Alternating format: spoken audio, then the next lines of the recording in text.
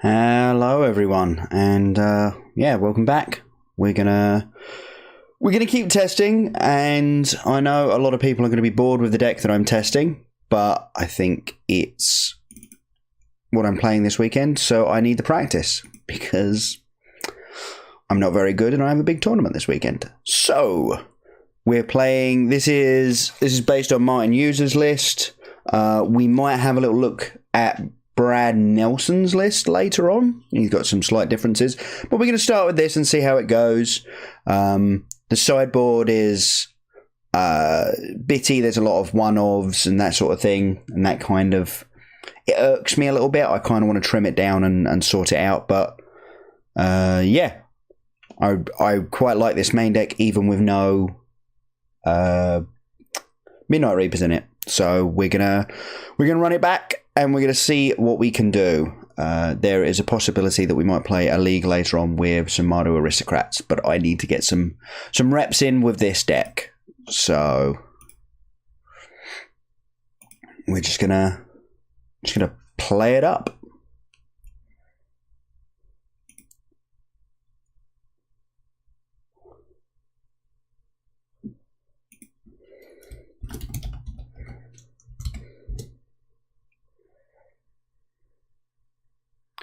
Right, into game one. That's a mulligan. That's also probably a mulligan. That's depressingly a keep. We'll keep that on top. If this is mono blue, we're in for a lot of trouble. If this is control, we've got a Carnage Tyrant, so I suppose we've got some outs here.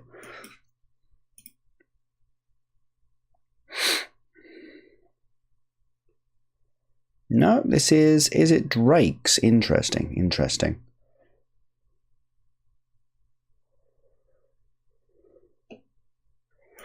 Okay, well that's a pretty good draw. Hostage Taker gives us at least some form of interaction. Unfortunately, we can't interact with that Enigma Drake just yet.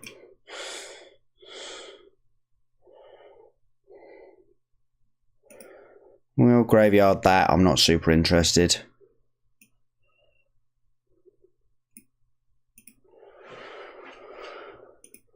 And then hopefully our opponents will give us another opportunity to steal something with Hostage Taker. That'd be nice. Right, you know, Lava Coil this and, oh, Crackling Drake, that works.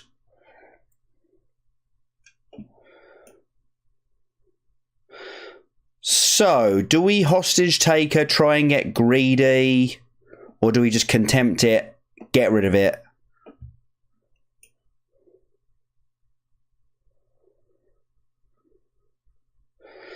I don't think they would have bothered Lava Coiling the Wild Growth Walker even if they had the Lava Coil, so I think I kind of just want to Contempt.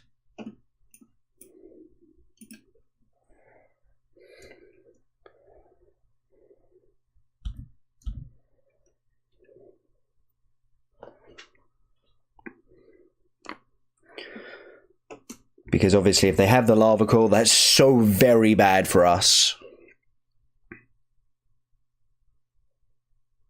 Okay, well they had the Shock.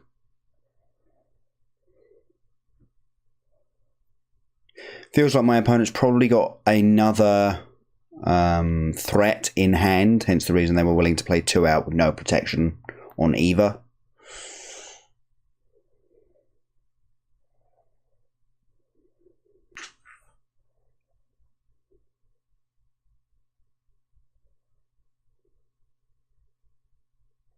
Cool, right. Chupacabra, that's a pretty good one. Dive Down is their only protection for that. They probably have it, but at the same time.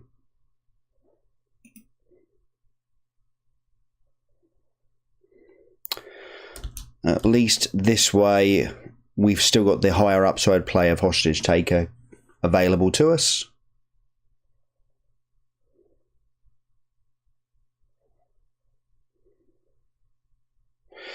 Another Discovery. Wow, this is going to be big. We are basically dead in 2 turns here.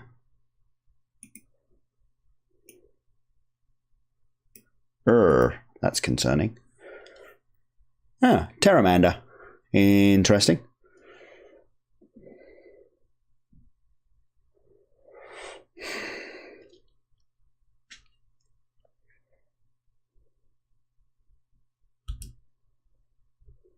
Attack first, because obviously if they have the other dive down, they can protect this Terramander and then stop us from being able to attack. But if they have the dive down, we're dead anyway, because they can flip this Terramander, basically.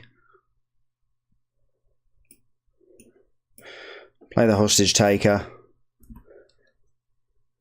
If they've got any form of protection or counter magic, we are just dead.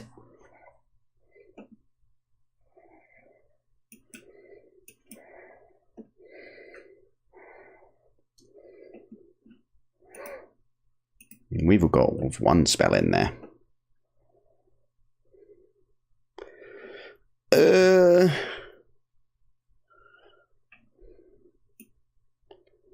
I don't believe this super matters. Blocking now or having it available to block next turn. At least this turn they give us the opportunity to block. Well, let's see if they've got another protection spell. It looks like not.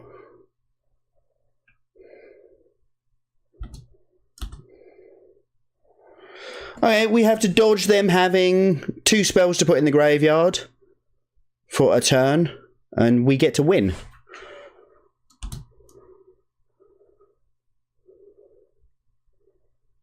Jeez. Wow. We rolled to 5. I did not see us winning that game. Okay, so in this one, I tend to bring in like 3 to 4 Duresses. The Carnage Tyrants and the Vraskas are a bit meh. The Find is also very meh. Hostage Taker is not normally very good because they also have removal. And then for that, I also tend to bring in the Oldest Reborn as well, just as an edict effect. So if they've used their Spell Pierce or negates up on other spells, then maybe I can get the Oldest Reborn down. It's not great, but I think it's better than otherwise. I'm going to cut these 2 other finalities and stick another Duress and a Moment of Create and Cast Down rather in there. Okay then. Yeah, don't want any of the rest of that. Let's go.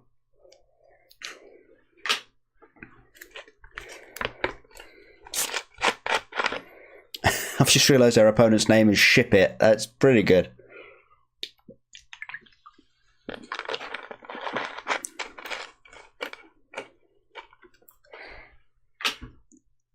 Oh, you're a mediocre hand with a Duress and a Wild Growth Walker. Mulligan that. That's a bit better.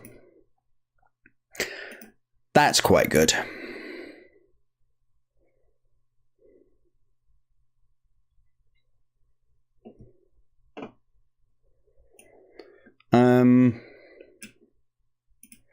We're actually just going to play normal until turn 3 and try and get the Duress down on turn 3.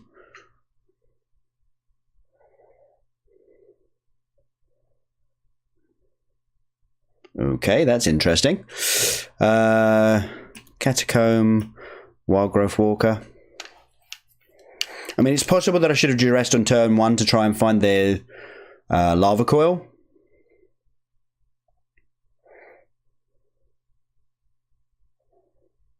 That's a good start for us, actually. Okay, they have held up. We're going to have to spend this 2 life anyway, so we might as well do it so that we can protect this Duress from a Spell Pierce. People tend not to even make you tap out. If they're like, oh, the Spell Pierce is now dead, they will just go, oh, I'm not going to let you. Oh, very good, opponent. Very good. Is this Duress worth more to me than the Wild Growth, the Merfolk Branchwalker? With a Vraska's Contempt in hand? Yeah, it is. Opt, search. And more Enigma Drakes. I'm going to put that search in the bin, I think. We might as well ding them for 1 while we're here.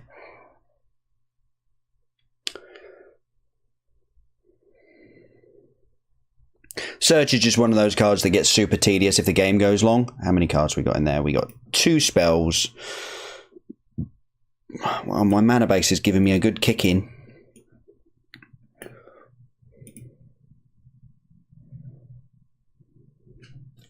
Seriously, they drew naturally a dive down. That's a bit of a tilt. That is a bit of a tilt. Not gonna lie. That's not made me happy.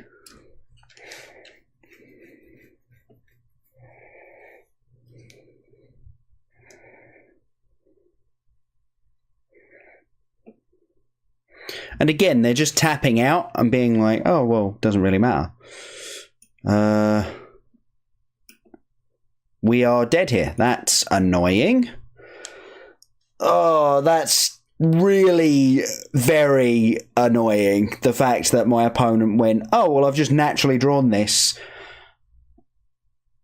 one turn that I could have gotten away with it.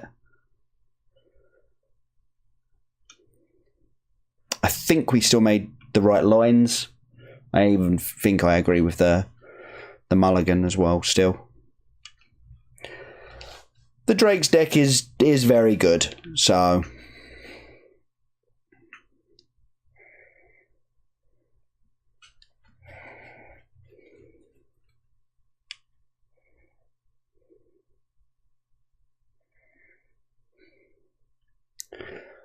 and opponent is taking a good long time to re-sideboard. I don't know. I don't think there's much to change play draw for either of us particularly. Yeah, we'll keep this. I'm going to hold the duress till turn 3 again. Opponent moves to 6. Nice. 5, 5, 5, 5, 5, 5, 5. 5, 5, 5, 5, 5. No, but they did bottom there at least.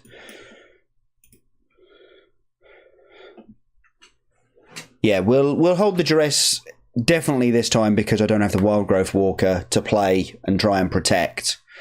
Well, that's an obvious opt going on there. Might as well play out the Woodland Cemetery.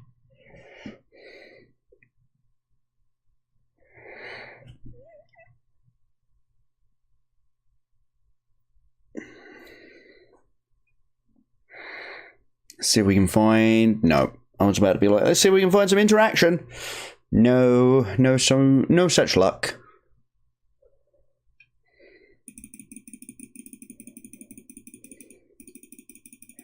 Gotta get it. No, it's gone.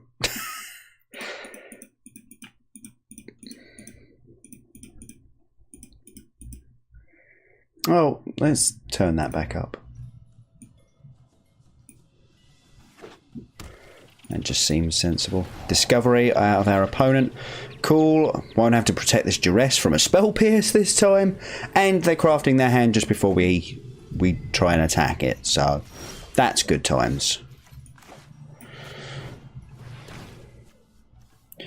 Pierce, Discovery, Crackles, Terramander.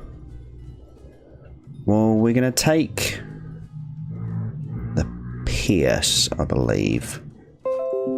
Oh, thank you very much, Windows Defender, for interrupting me while I'm streaming.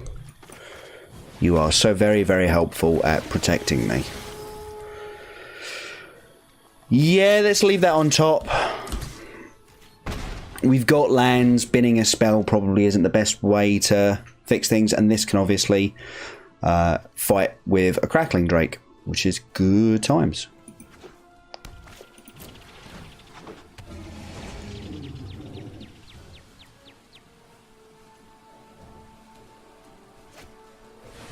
Yeah, I figured that they wouldn't have drawn interaction there.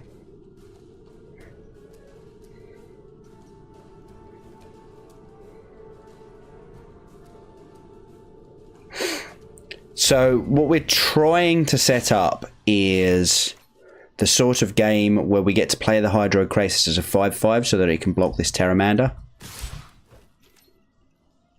Or obviously... Okay, interesting. Very interesting.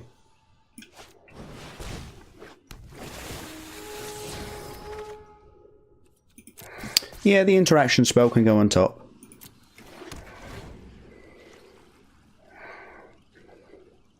Crackling Drake this turn is a little bit annoying because obviously it blocks our 2/3/2s very effectively.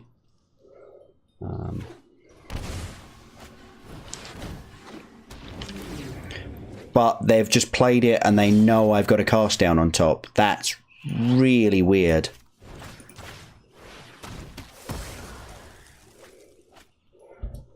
I thought I was going to get another turn of attacking and then be forced to make some hard decisions, but it turns out my opponent is just not even bothering to bluff the idea that they might have some form of interaction there.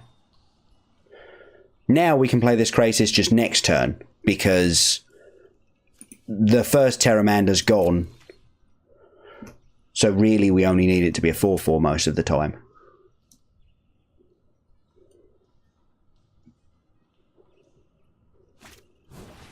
I'll take it back. I think I still play it as a 4/4. Okay, how many spells we got in here? We got 1, 2, 3, 4. 1, 2, 3, 4. They can't actually currently activate this. 1, 2, 3, 4, and that costs 8 cheapened to 4 at the moment. There are no free spells in Standard, and there's no instant speed ways of getting more than one spell in the graveyard. So they're chumping here. Possibly with a dive down, but they are chumping. Okay.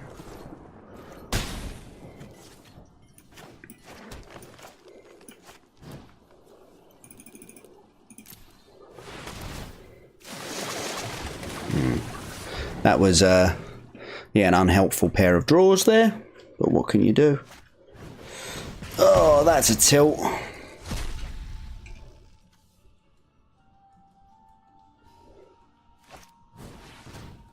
So what do we got in here? Opt's going in here. 1, 2, 3, 4, 5, 6, 7. Yeah, this now costs a single blue to activate. So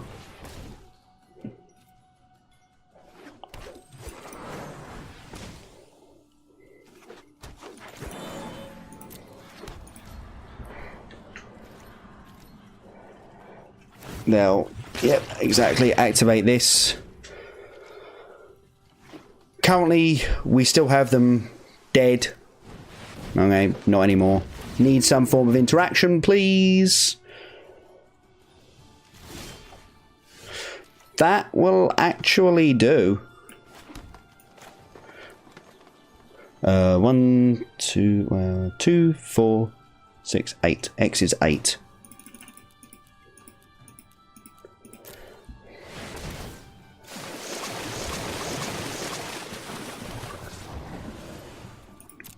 Nice.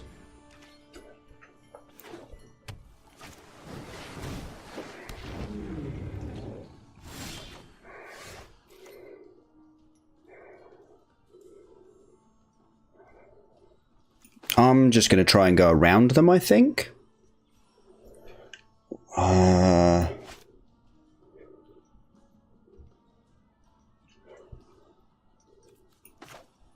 Yeah, I'm just going to play out all of my threats and go around them.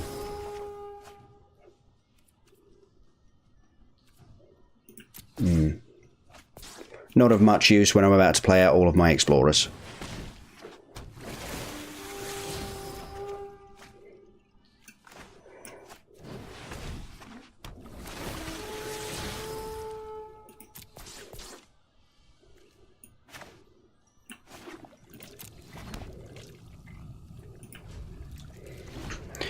So yeah, they can Star of Extinction there if they have it, but not all of the Drake's decks are even playing that at the moment. So cool, some nice gold pickup there. Let's run it back up to gold 3. Hey Loki, how's it going, man? Haven't seen you in a little while. Or am I imagining that and I saw you on Sunday? Time is very fluid for me at the moment. Being unemployed will do that. Oh, you're at work. Oh, as in, haven't seen you because of work. Sneep. That is a sneep. We sneaked that. Yeah, I thought you was in on Sunday. I was like, yeah.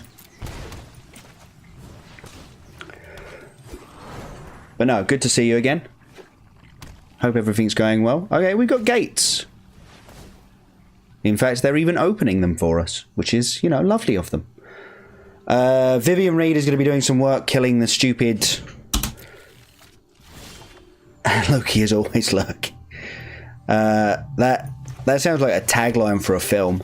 We're going to have to kill the stupid gate nonsense. Graveyard, you're not super important in this matchup. Gate drawing spell. I'm sucking at words today, but it's fine. They might get to draw one card out of it. Guild Summit. There we go. I knew it.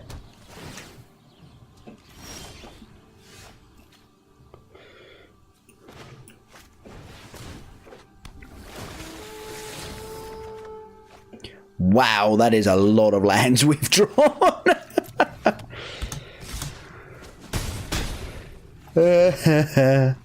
Please don't Gates Blaze me.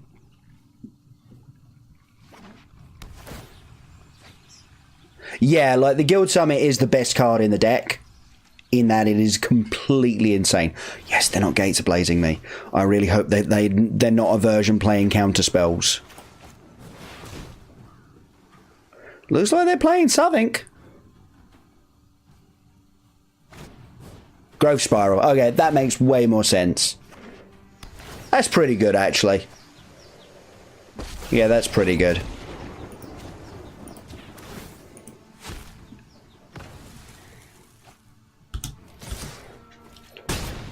So I was actually watching Autumn's stream before I started, and the oddest thing to find, they're playing a blue-white aggro deck, and it's really weird to find how good that deck is against the Gates deck. Yeah, Spiral into Spell Pierce would have been completely nuts. Like, Growth Spiral, I've drawn a card, and I've drawn a card because I put a Gate into play. Oh, I found this Spell Pierce. Pierce the Vivian Reed. It's like, oh god, no, please. Just send me into the Shadow Realm. Explosion on my Vivian Reed. That's not what I wanted to see. Hydrocrisis is, though.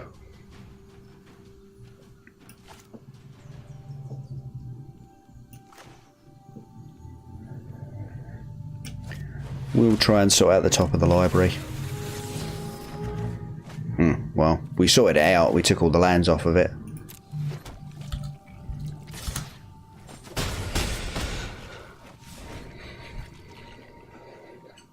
If they haven't got Gates Ablaze here, I would be surprised. And they should definitely be using it. I mean, we don't have lethal next turn, but we have close enough to lethal. Yeah. Exactly.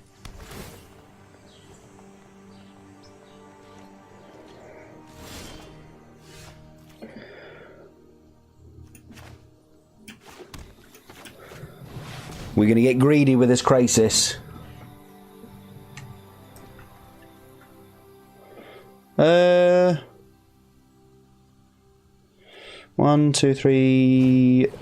Oh, you're right. It would have played around the Gates Ablaze there because they wouldn't have had enough gates to ablaze the Carnage Tyrant. I just tend to assume that that's a hard Wrath now. Like, I just assume that it kills everything. Okay, well, they're circuitous routing, but they're routing with nothing to do. Like, they've probably got a Hydrocrisis in hand, obviously. But they've not got a Guild Summit on the battlefield. And they're not making one of their thingy creatures bigger. The Rams bigger. So, yeah, the fact that Plaza isn't also a gate is, yes, a little confusing.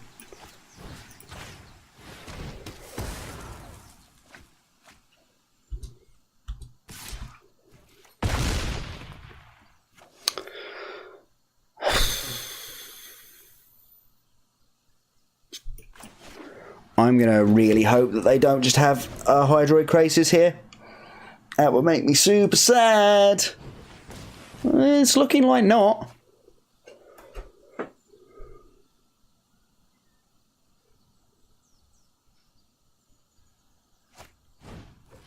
Well, okay. Gates ablaze to kill my Carnage Tyrant.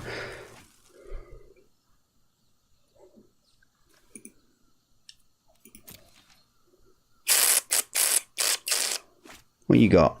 Oh, jeez. Okay, well, Archway Angel main. Gain 18 life. Okay. But we now know that they are effectively empty-handed. Okay, they could have gained 2 extra life there. And they're putting that back on top. Okay, so they're grabbing a 0 mana 8/8 next turn. And they're at 22. We got X is 6 here.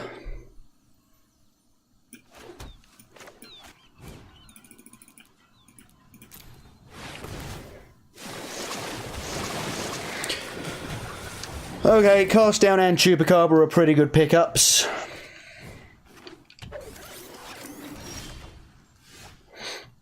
The Wild Growth Walker isn't so much.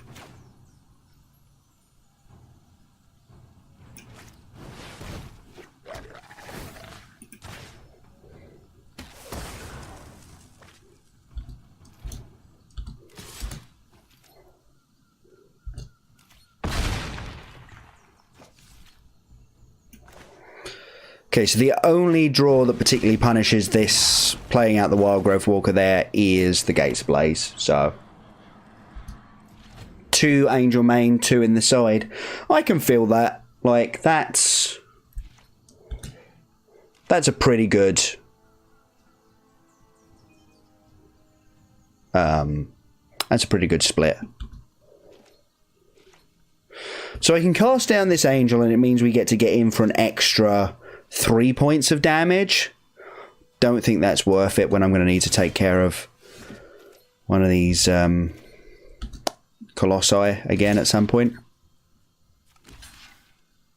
And they're jumping. Okay. Cool, cool.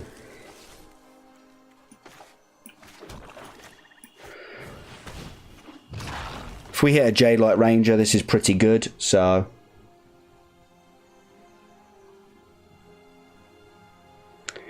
Want to run 4 dive downs in the Gates deck? I don't know, I don't think your creatures are worth enough, are they? Like, well, there's the Gates Ablaze again.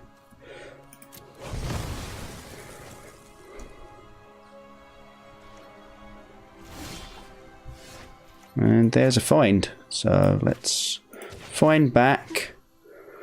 I'm guessing Hydrocrisis and Connie T.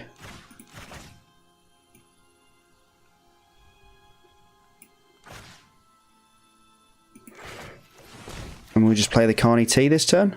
Because we can play the Crisis for more next turn.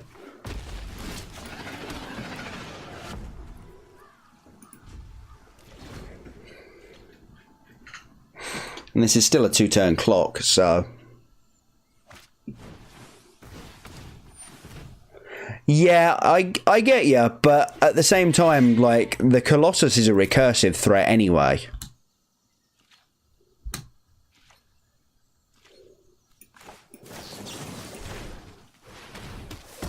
Bye-bye, Ram. Meh. Oh, well, never mind.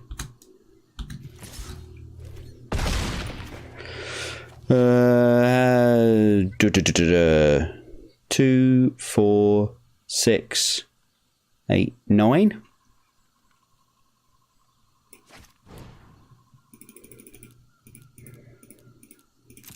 Might as well play it for maximum. I don't feel like we're holding anything up this turn anyway. Like, well, we can actually play out the Lana Realms, which is pretty fun. Oh, Growth Spiral, okay, they get another redraw. And they get to put Gate Colossus on top of their library. Unless they've got another Growth Spiral to draw that thing. I mean, it's over even then. Ooh. I think if I was drawing Guild Summit, I don't think I would have bothered putting the Gate Colossus back on top. Like, you can see that before the trigger occurs. So I don't think I would bother putting that back on, because your only out to this is another Gates Ablaze.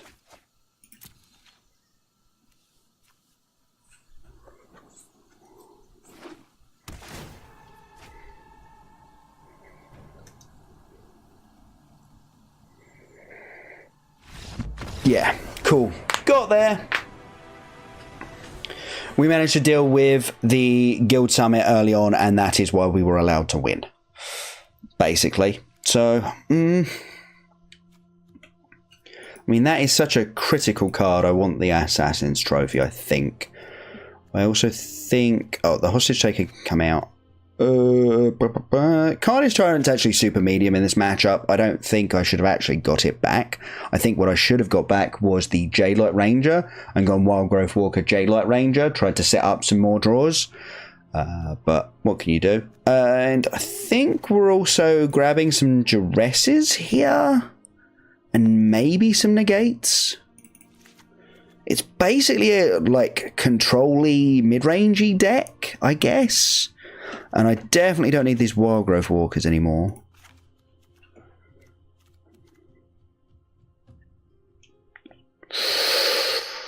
Yeah, that feels pretty good, actually. There's an argument for the Khan, just so that we can grind with them. But I'm not super interested, because the Khan... I mean, maybe I'm wrong. Maybe the Khan is very, very much worth bringing in. He can make chump blockers as well. He can't really make effective chump blockers.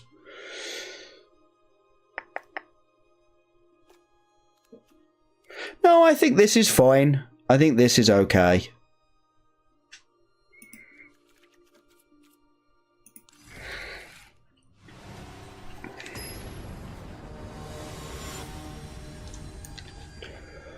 Finding the right spot for Khan is actually kind of tricky.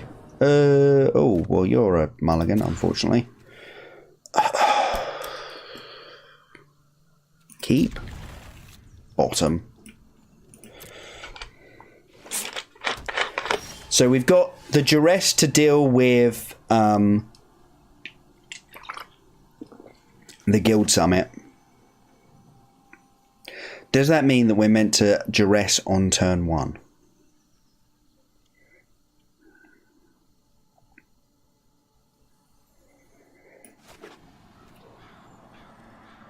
Because they're liable to be bringing in counter spells against us. I think we do it on turn 1. I actually don't like this. Oh, okay. Well, that Gates Ablaze is dead because we have no creatures in our hand. Oh, thank you for playing out a spell I didn't know about. That's super handy. Yeah, not the powder. Yeah, no, I know what you mean. Like, the American Cokes have always tasted a little bit off to me. Like, just a bit weird. More like Coke Zero, which is... ugh, it's just not real Coke.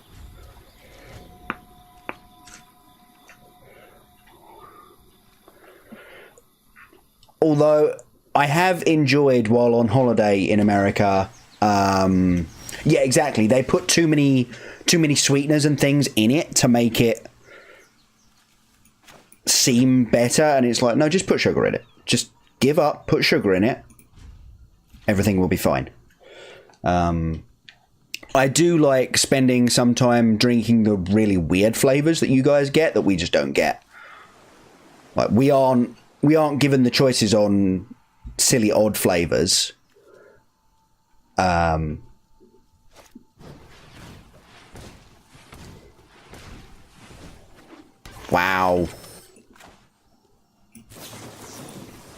That can go away, and now my Vivian Reed is protected.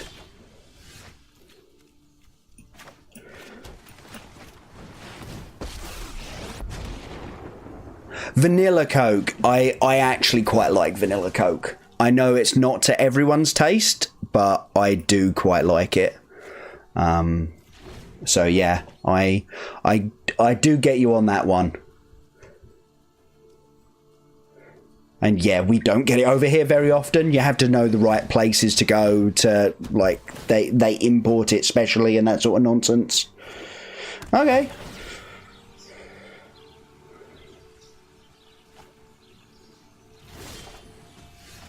Well, we're gonna kill that thing because we have to. That's just all there is to it. There's no way around that one. And we're going to J-Lot Ranger and Lanner Elves, and we're going to get super greedy. Asda, oh man. No, I'll tell you what, Asda is cheap, but it does the job. Although I have to say I've been extremely pissed off with their delivery service recently.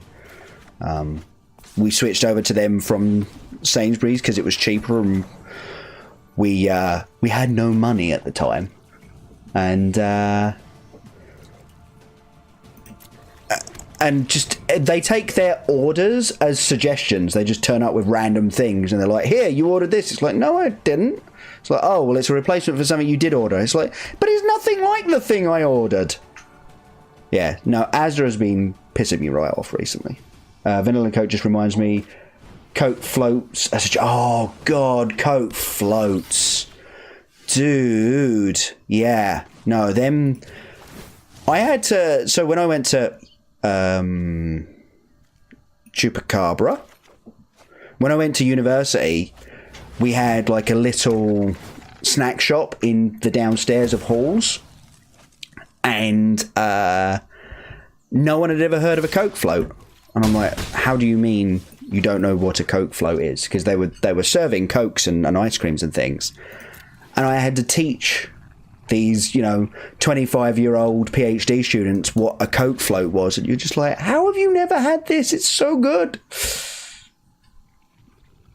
Grocery store that has a griffin as the logo. It's red? A red griffin as a store logo. I don't even know, man. Like, and it's a grocery store, so it's not like an out-of-date clothes shop or anything like that, like a dead clothes shop now.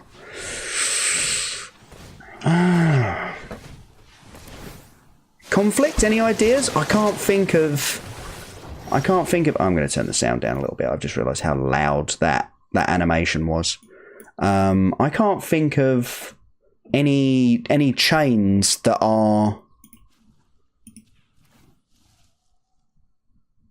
well, I'll take another Hydrocrisis. No, me neither. Spa. I mean, Spa's like an arrow, though, isn't it? 1 second, I have to count. 2, 4, 6, 7. X is 7. Cool. Mine's bigger.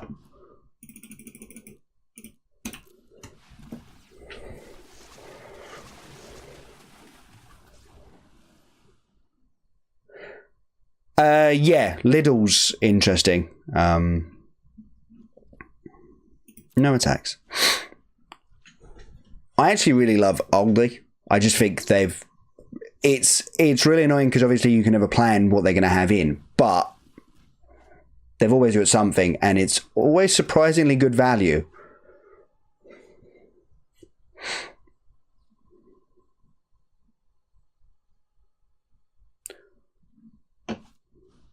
Okay, opponent is digging hard this turn. No, I can't remember any griffins.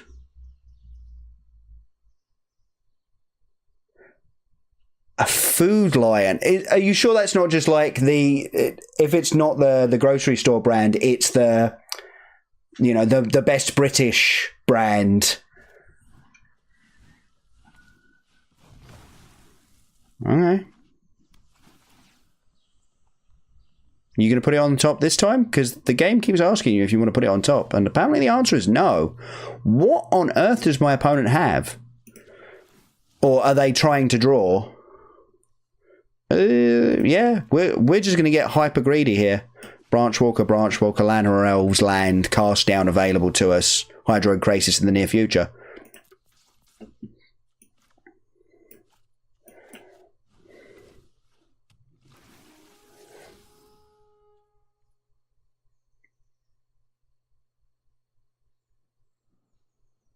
Oh, just north. Wow, just north of Cambridge. I should definitely know it then.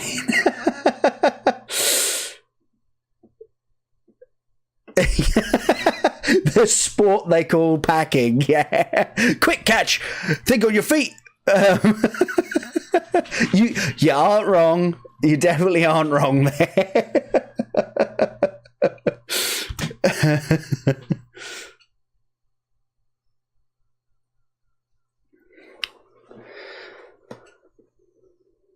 Okay, then. What's opponent got? Okay, again, they're rooting, but with nothing really to do. So, I'm not feeling too bad about this.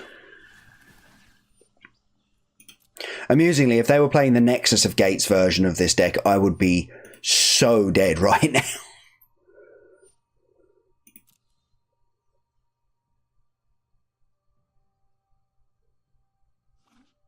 And gain some more life. Yes, sure, go for it. That is in no way what this matchup is about, so it doesn't even really matter. But it's one of those things that they have to put no effort into to get it to work. Contempt. Yeah, we'll take another Hydro Krasis. That seems good, because then I can play this Hydro Krasis and not have to worry about...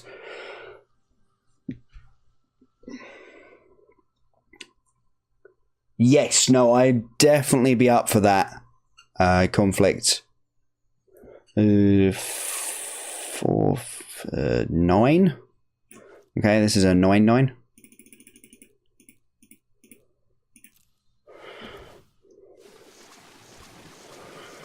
Oh, God. Look at that hand. Oh, it's too full. What a terrible shame. Yeah, no, absolutely. So you know what you're running this weekend. You know what you're playing on Sunday. That's good. I think I'm basically playing this on Saturday, hoping to get my win and join you on the Sunday. If I don't, I'm coming home and I'm streaming, and I'm fine with that. It'd be nice to get to the last RPTQ, obviously. But I said that all of last season as well, and, you know, you don't always get what you want, as a very clever person once said.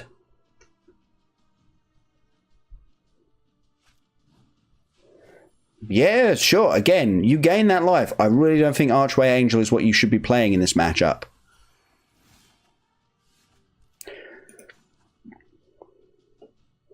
Yeah, no, absolutely, man. No, no rush. I'm happy to just keep grinding ladder.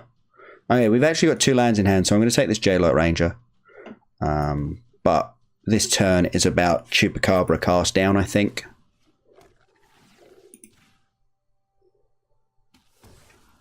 Good. No, that's good to hear. There's no last minute panic or worry that you don't know what it is that you should be playing. I'm still a little bit worried about getting my cards together, but yeah, but it'll change by, I'm imagining, a couple of cards.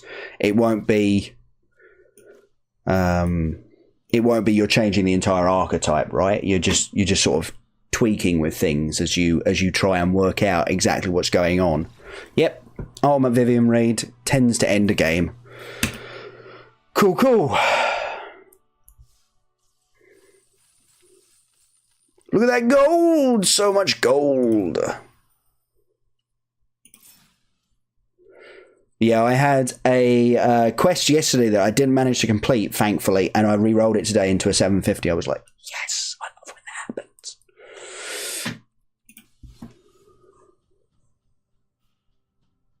Silver 2 to near plat with 1 loss. Jeez, man. That is a heck of a run.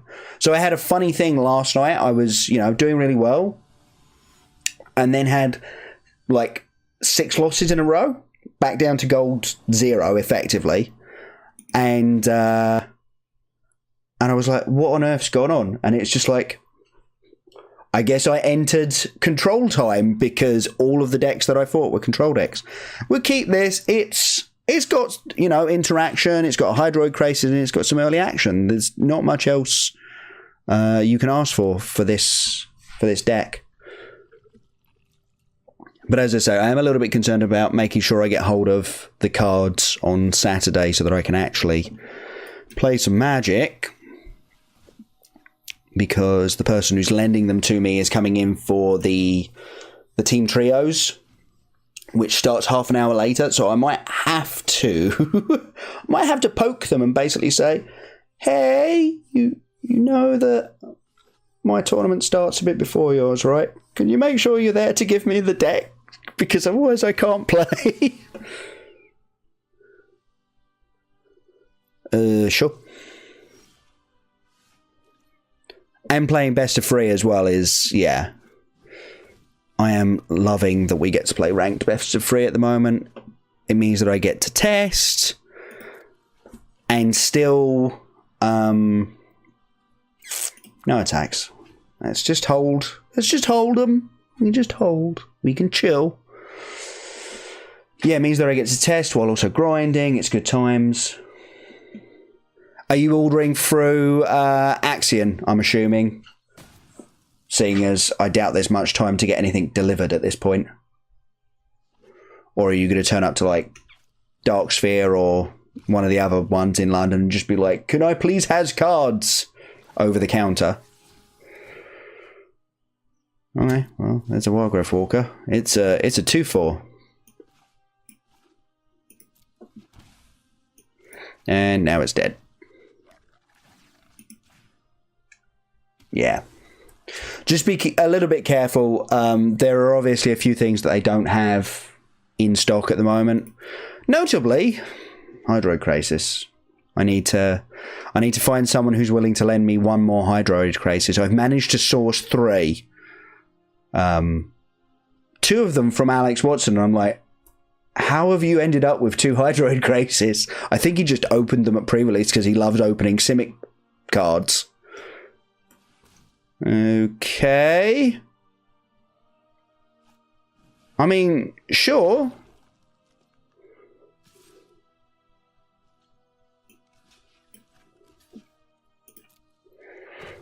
But I'm going to pick up a Ravenous Chupacabra out of my graveyard when I get to do that. So, you know, I think my finality is going to end up being better than theirs.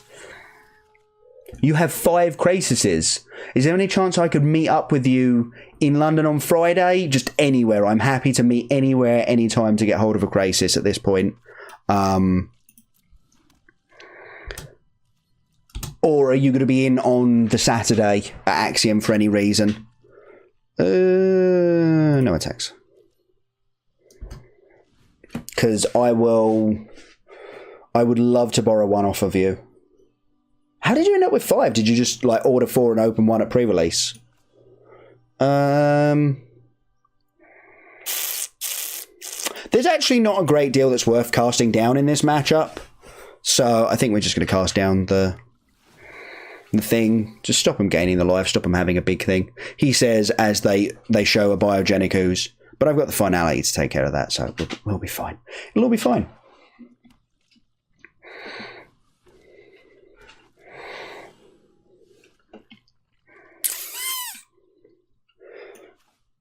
Okay, now that we've got the second one, I'm willing to fire this off for very minimal value. £10 each on release day. Oh, that is gross.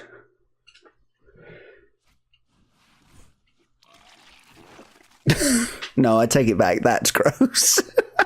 I'm assuming everyone else heard that because I've just turned on audio.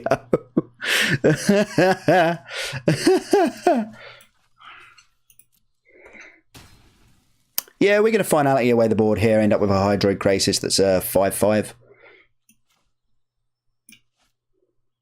We'll cancel that a second. We'll go in for 3 first. Yeah, I mean, speculating on cards is not something that I'm very good at, so I tend not to do it just by default, but I think anyone could have seen how good Hydrocrisis was. I just don't think anyone saw how prevalent it was going to be.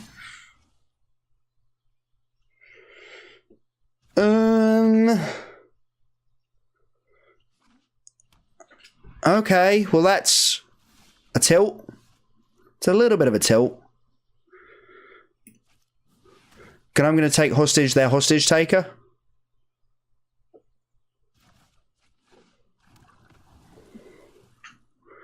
And then I'm going to pass the turn, because if they kill my hostage taker, then I don't want them to have a target to take. But, and here's the tech, I'm going to cast their hostage taker, taking my hostage taker hostage.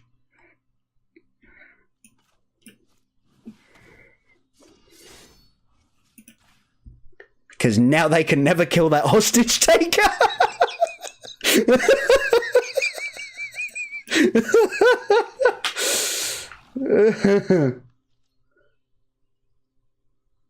Exactly. Conflict. Like, why we didn't see it, I don't fully get, but we didn't. And we are now paying the price for that.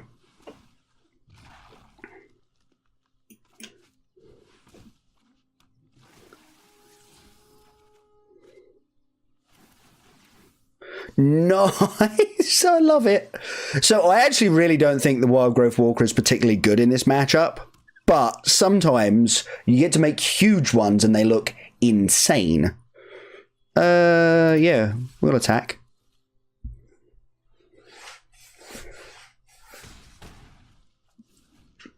And like I say, I've still got this hostage taker just sitting on ice.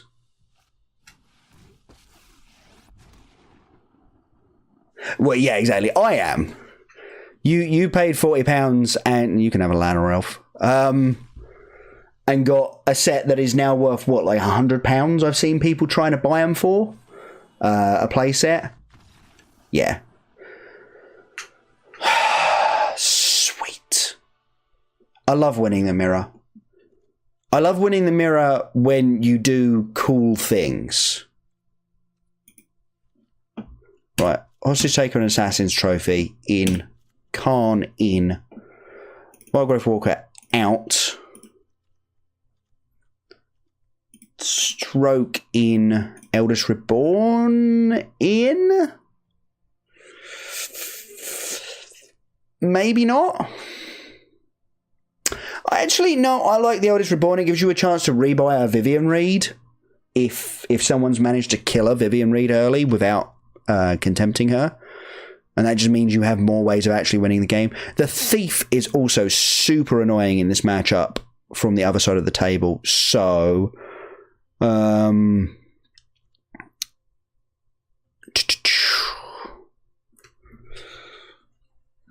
on earth comes out? Vraska seems pretty medium here. We don't want to be... There's nothing that's like, if I blow that up, it's super good for me.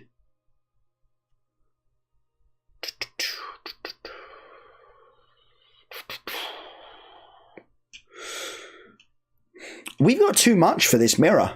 We have too much stuff. The cast downs are pretty medium. Let's take them out. Like, the Chupacabras and the Hostage Takers are 2-for-1s. We'll take out the cast downs. Hold on a second. Oh dear, I might need to message someone in our local community in a minute. So I've managed to, it seems like, find the other 4 cards that I need for the deck. Which are the Jadelight Rangers. I was like, this card draws Jadelight Ranger. But unfortunately, no such luck. And with that last Hydroid Crisis, that would be awesome. So yeah, Conflict, just let me know where and when I can meet you, man, and I will be there. Like, I don't care if I have to travel across London on Friday or something. That's not a problem. Okay, we get to see our opponent, the complexion of our opponent's hand. They're looking for land. Sweet. That's one of those things that I love seeing. because we've just drawn our second Llanowar Elf, and we got Hydro Crisis in hand. Thank you, man. I really appreciate it. If you don't mind, I'm going to continue looking for other people who are just going to be there on Saturday. So if I message you Thursday night and I'm like, I found them, we're all good, don't take it the wrong way. It's just, if I can confirm that I can get them, then that's obviously better for me. But yeah, I've got the J-Light Rangers sorted out, which is good times. Not working this week. Oh, lovely. Wish I wasn't working this week. Tee hee hee. Says the very, very, very unemployed guy. And that right there is why I bring in the Thief of Sanity.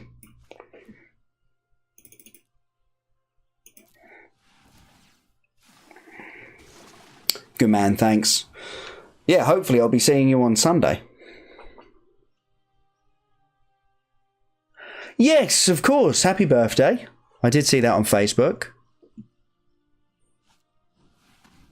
No, opponent has had an epic draw. Jeez.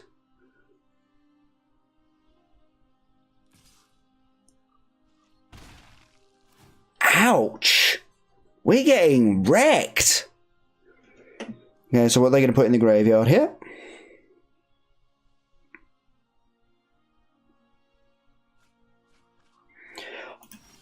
Okay, so they just didn't take a Carnage Tyrant and a Hydroid Crisis. What the hell did they take? That's really concerning. Alright, we're going to have to finality this board, I'm afraid.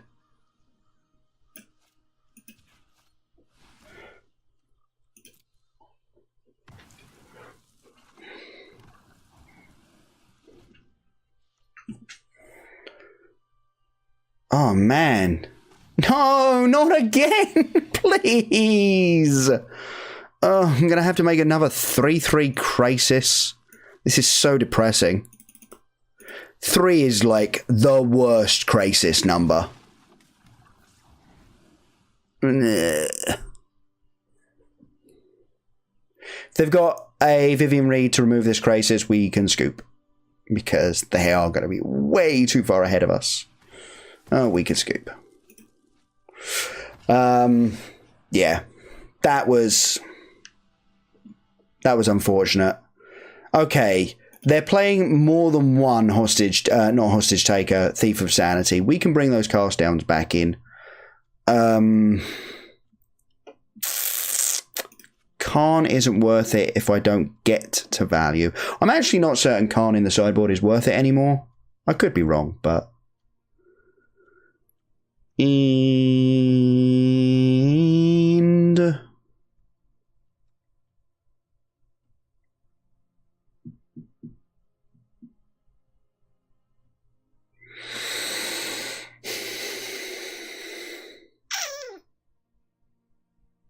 I'm actually not 100% on the Disdainful Strokes at the moment. I love Disdainful Stroke. It just doesn't feel like it's very well positioned right now.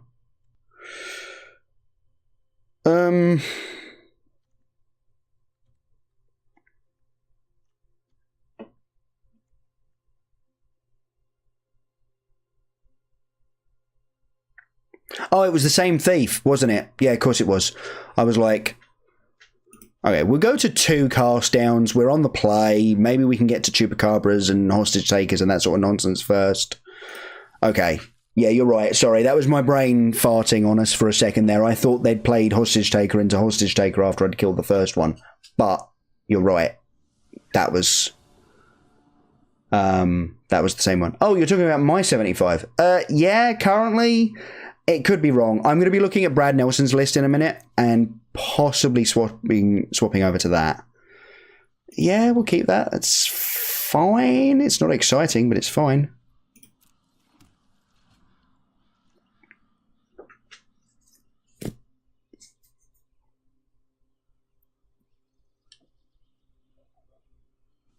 Oh, no, wait. They did have a second hostage taker. I was right. Oh, I'm going crazy. I think that's what we're learning tonight. I am just going insane. Yep. Land is fine. Land is good. I see land, lots of land under starry skies above. Don't cast me down. Sure. Someone still thinks this matchup is about Wildgrowth Walker. I mean, they're wrong, but they still think it.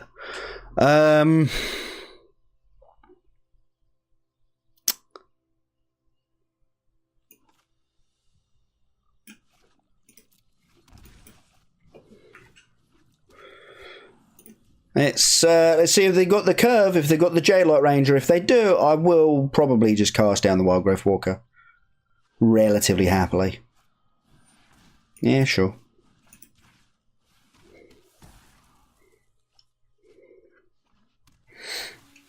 There's just no point giving them a 3-5. Okay, you got the lands? Yeah, apparently they do this time. That's unfortunate. Vivian Reed? Oh, baby. Hello.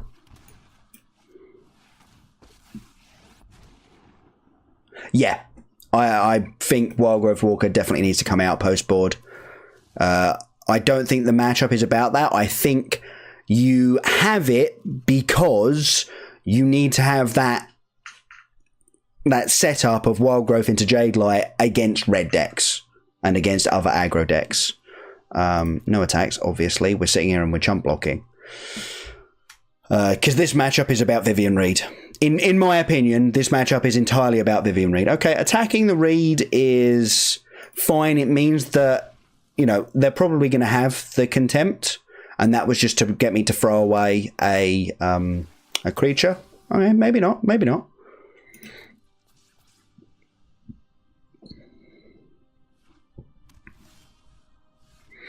Trophy. So our opponents, yeah, we're going to take another Branch Walker here. That just gives us a bunch of chump blockers.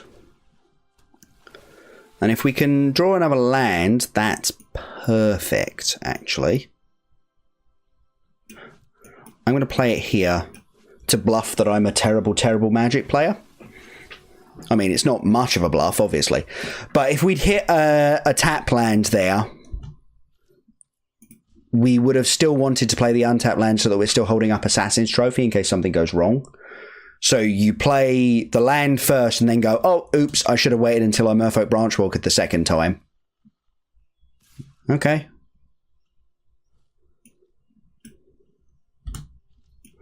Monies on opponent has some form of edict effect that they would like to get active here.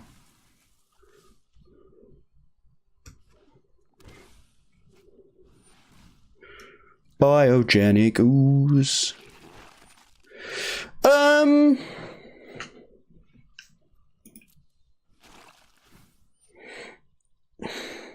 I could trophy. I don't actually hate that. Just trophy the Biogenic ooze. I should have obviously done it before we hit end step, but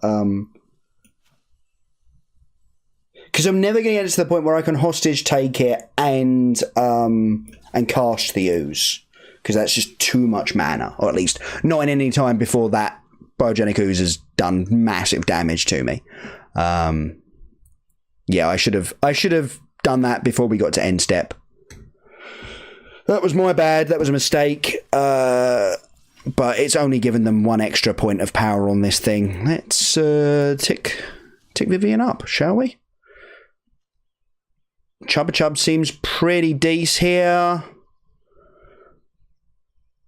Jadelight Ranger isn't awful even. Yeah, I'm just going to take this Chubba Chubs.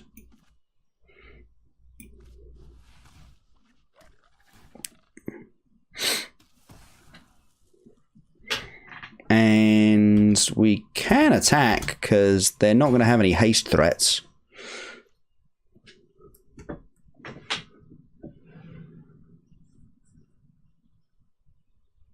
The ooze will win the match. What makes you say that? I mean, it's a very good card when your opponents are trimming on interaction. Hence the reason I've gone back up on interaction.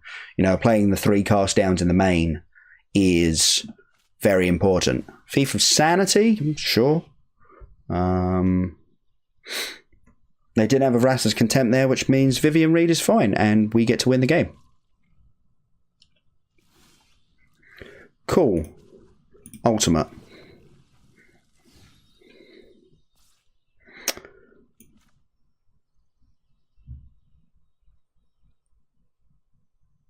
Oh, I can actually just play this thing, can't I?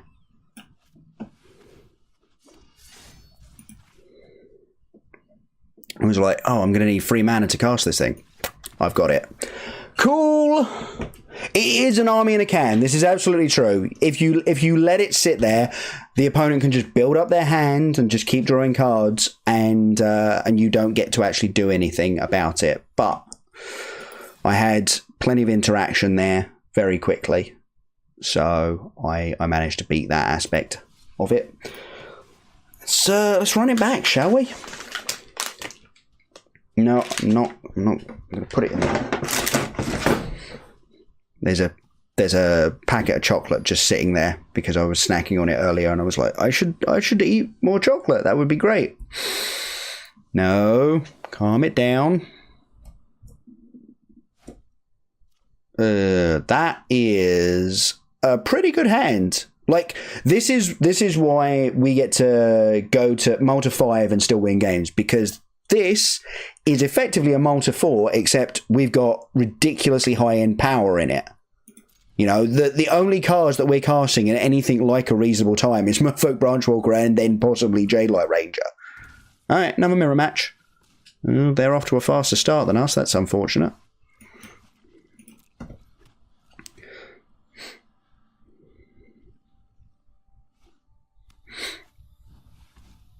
Another Wild Growth Walker.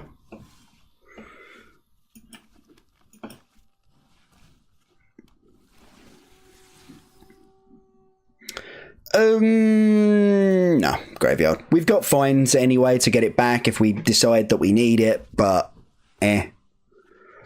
Okay, double Walker, no Explorer. Yeah, I was going to say, why are you sending exactly? But I think that might have been a misclick. I think they were just like trying to spacebar through.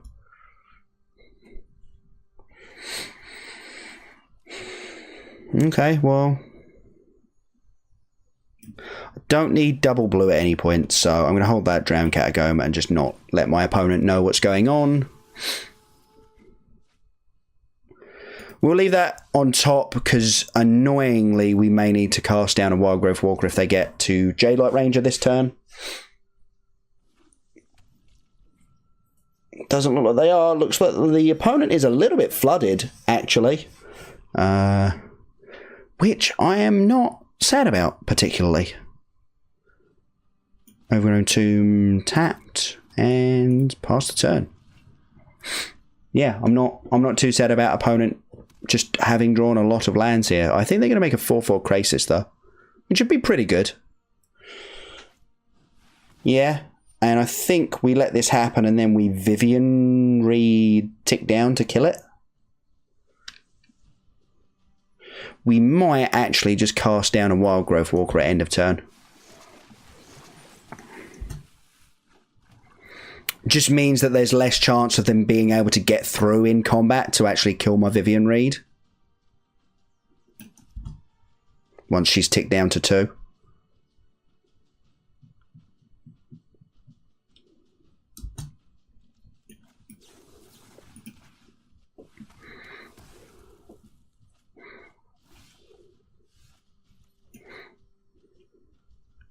Although, I don't know, there is an argument for just ticking... Nah, we just tick down. I don't necessarily want to be forced to finality next turn. And that would be... the problem. Because, so I could tick up with Vivian Reed, the Hydro Krasis would attack Vivian Reed, and then I would finality away the board.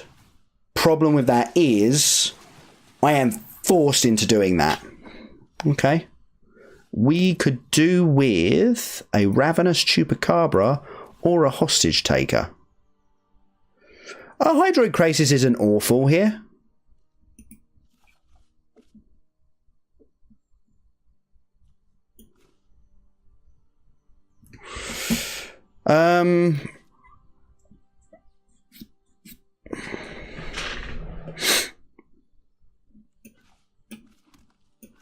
Yeah, we're going to do this. 1, 2, 3, 4. Draw a couple of extra cards. Try and find the answer to this Hydroid problem. That will do.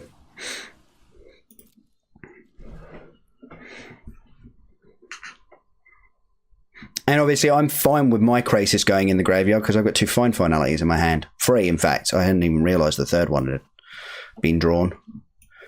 They're going to trample over for 1, which is fine and dandy. This amusingly also means that they can't finality the board away and keep the Krasis because it's got 3 points of damage marked on it. Which, it isn't the most important thing in the world, but it is something. Right, let's take up. We can still try and find Chupa Chups. Chupa Chups. Oh, how I love you, Chupa Chups.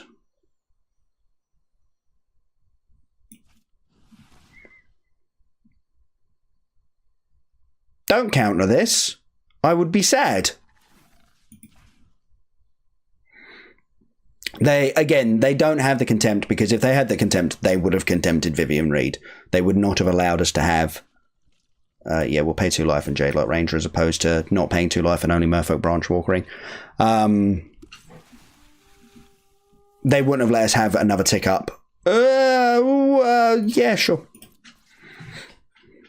Sorry for the sound effects there, folks. Sure. No attacks, and you should have done that after I had, possibly attacked.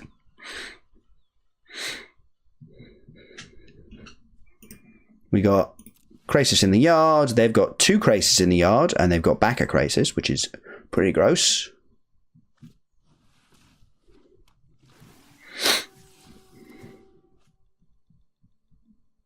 Swamp. Swamp into hand. Attack. Go on. I will happily triple block. Go on. Krasis for X is 3? That is a sad Krasis. Especially knowing that there's a Vraska's Contempt on top of my library.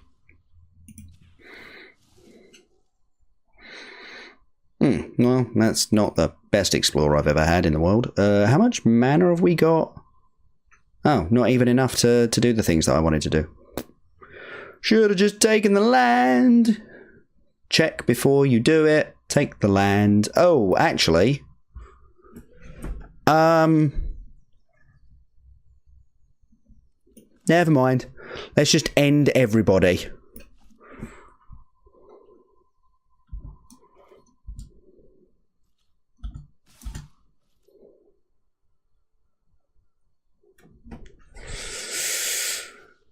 Yep. Wow, they are really not risking this Hydroid Krasis, are they? They know it's going to die, and yet they're just sort of like, no, not risking it. Is it even worth finalitying now? Yeah, probably.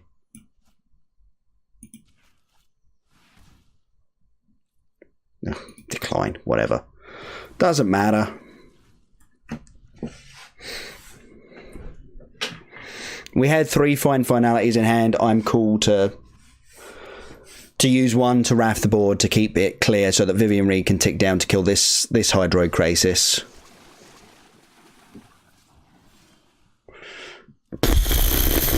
Never mind. Never mind. We could take a land here, actually. I'd be cool with a land. I guess we're getting a land.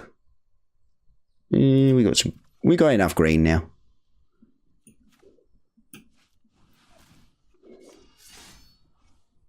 Cool, let's take that. Play that. Pay 2 life and gain 3 life. Back to 20. Graveyard.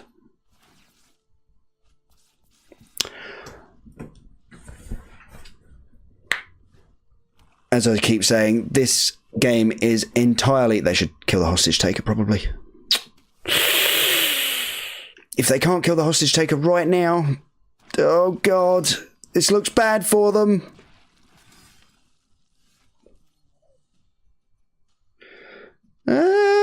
Double Midnight Reaper's pretty powerful. Not going to lie on that one.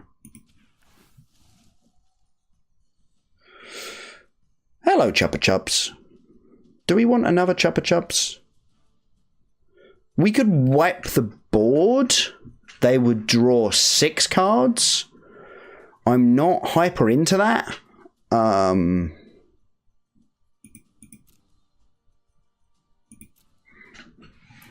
Whereas we could just make their Hydroid Krasis for them. Yeah, I'm up for Woodland Cemetery and just make a big Krasis. 2, 4, 6, 2, 4, 6, 7.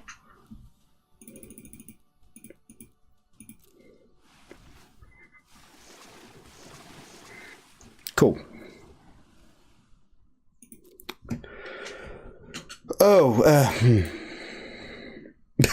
when you draw so many cards, you have to discard them at the end of turn. Okay, Walker.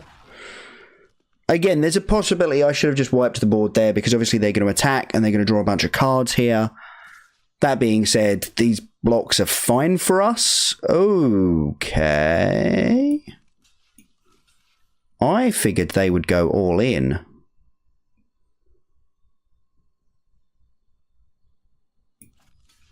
Yeah, actually, I am going to block like this.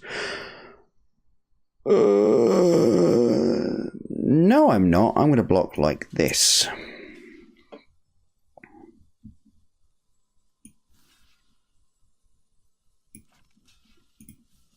That's how I'm going to block. So my reasoning for this block is the finality doesn't wipe out my Hydro Krasis now. Sure, draw 4 cards. They should find an answer to Vivian Reed at some point in the near future, but I'm kind of hoping we find another Vivian Reed soon. We've drawn a large portion of our deck. Okay, Jadelight Ranger. That's not an answer to Vivian Reed, nor is that Lanner Elf. Sure. We could actually do with some shuffles in this deck, because obviously on the bottom, in a random order, is a Chuppa Chups that I'd be really interested in. Oh, did they just cast down my... or their own Hydro Krasis? Yeah, there's the Contempt.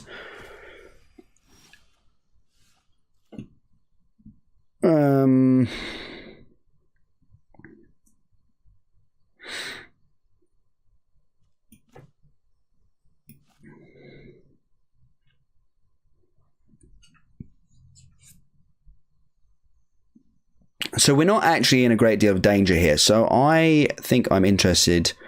But we've also got a very full hand. We could find finality, the Hostage Taker, and the Ravenous Chupacabra. Okay, hold on. Let me check the mana on this one. We've got 1, 2 for finality. 2, 3, 4 Hostage Taker. 1, 2, 3 play the Midnight Reaper. I'm actually interested in that, I think. And then I can even play a Lanner Elves.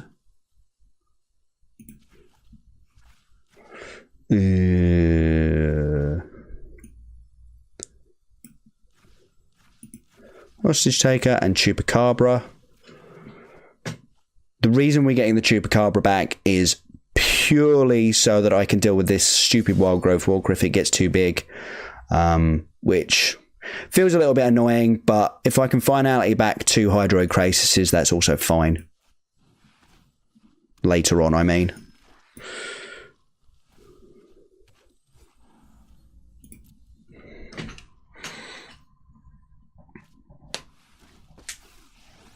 And that is why we do not bother burning Contempts when we do not have to. You can have another land, and then your Khan can go away.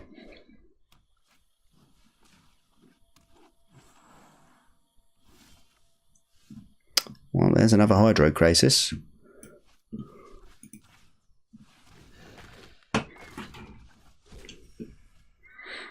Right, yeah, let's get greed on this. We've got 2 Krasis in hand, so more lands is more better.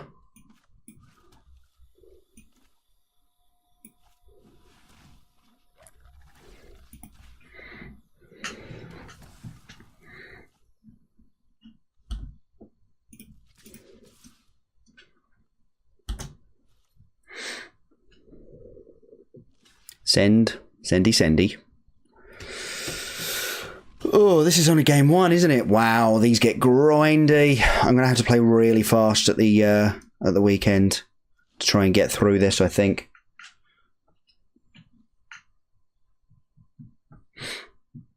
Opponent appears to be counting their mana, which means we're probably about to get a Hydrate Crisis. Oh, no, never mind.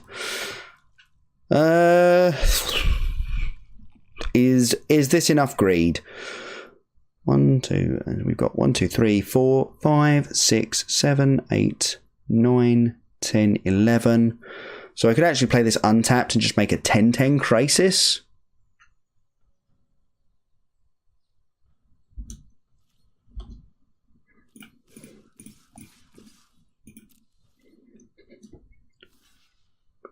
I see a lot of draws as well, actually.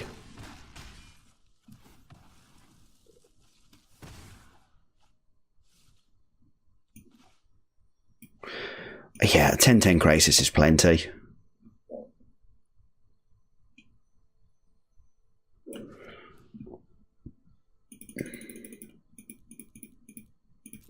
I'd actually rather have these lands in hand to discard them. Well, yeah, there's a Vivian Reed. How many cards in hand? We're going to have to discard 4. We've got 4 lands, but we could also totally just discard a Jadelight Ranger. No, actually, we could totally just discard a Wild Growth Walker.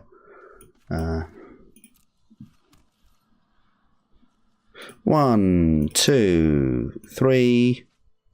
Oh, of course, I play a land, I only have to discard 3. Yeah, exactly. Jeez. Oh, these games are really interesting. They're really tight and really technical. And they're really long and they melt my brain. Okay.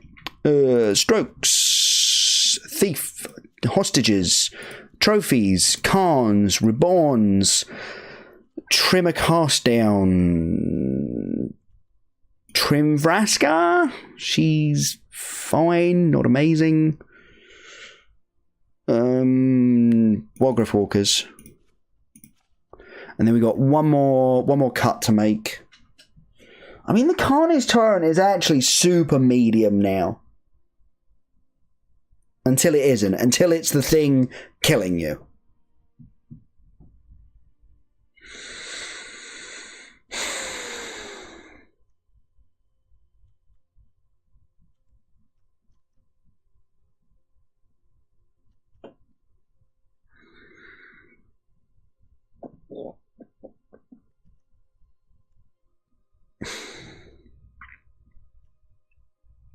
Maybe on the draw, a Chupacabra or a Hostage Taker isn't the best line.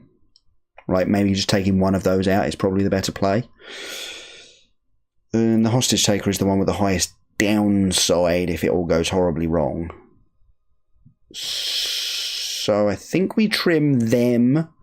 And then I think on the play we can maybe go back to trimming a cast down. I don't know.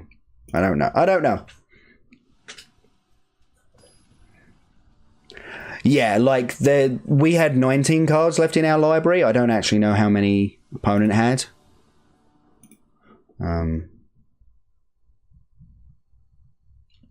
But we had definitely got enough gas to win the game through basically anything. Yeah, that's a keep. A little awkward on the draw, obviously, and with no second black source. But they didn't have the fastest possible start, so it's not the worst thing in the world.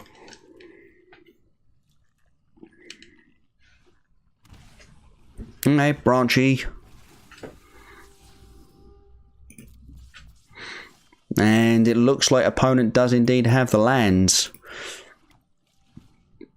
So this contempt is for that Vivian Reed.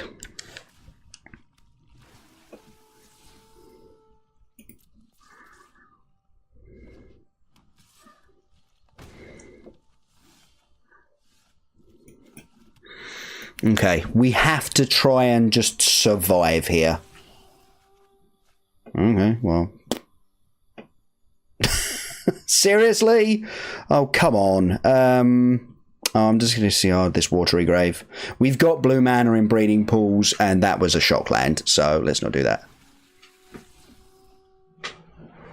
Okay.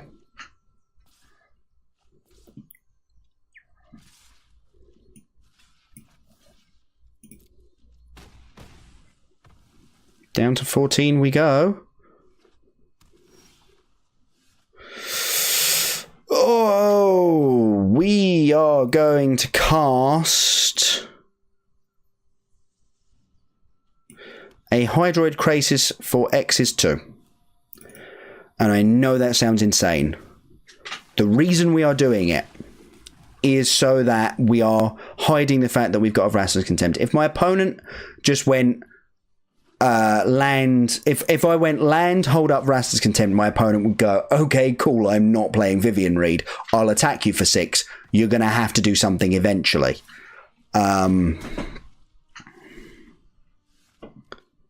Okay, well, now... Okay, triple Vivian Reed is a little awkward, not going to lie. We can go back up to 11. If we hit a land next turn, we get to finality. But if we don't, we die. Okay, we're going to give him Vivian Reed for a little while. The key thing with Vivian Reed is obviously her ultimate, so let's see if we can find Graveyard with you.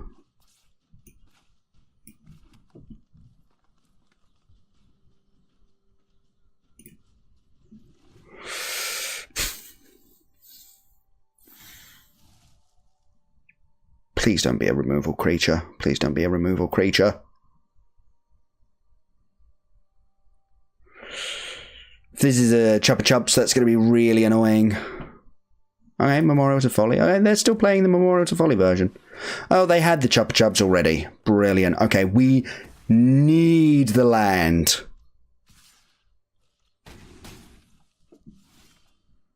We did not find the land, and we died. Yeah, we just, like, our hand was perfectly set up, and then we drew 2 more Vivian Reeds, and it's like, I did not need you. I'm going to keep the cast downs in, actually.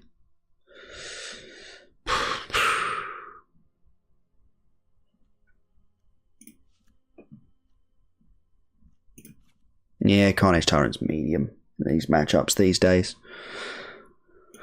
I'd rather have earlier interaction.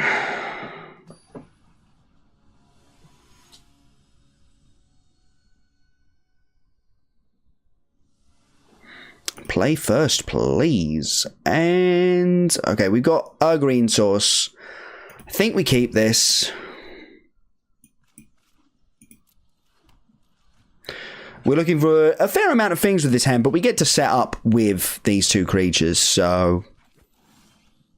Well, I mean, never mind. We found one of them. Now we're just on the hunt for powerful spells. You know what? You can stay on top. As far as reasonably powerful spells go, that does sort of hit the mark. Let's see what our opponent's hand looks like. Because they've played 2 forests. Okay, they're keeping Jade Lights on top. That's fine.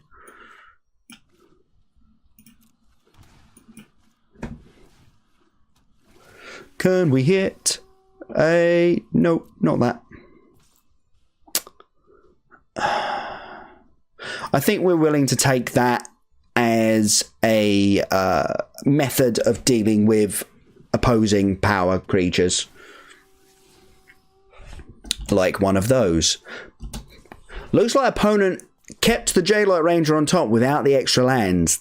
That's actually super risky of them.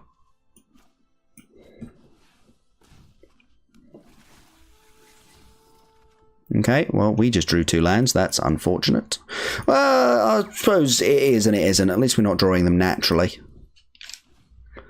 Our opponent's hand is stocked with spells, so that's a concern. You think I won't trade off for some reason? I will trade off all day. They're going to find them back and they attempt to play them next turn. Sure. Oh god, if I'd had Disdainful Stroke up when they... Oh no, that wouldn't have worked. The find is only 2 CMC, isn't it?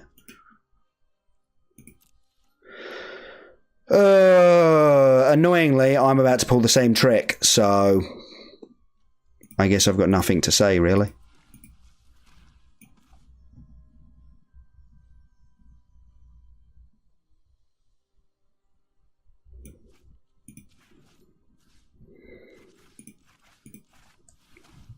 But for, like, the opposite reason, we need to find action. Well, they know about both of them.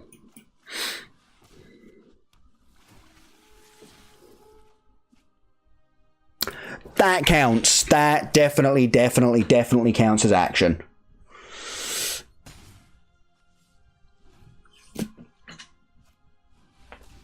Jade light is the only light I know. Okay, well, they found a swamp.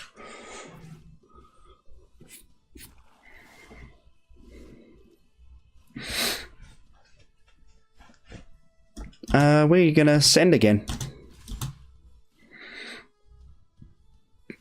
Yep, obvious block is obvious.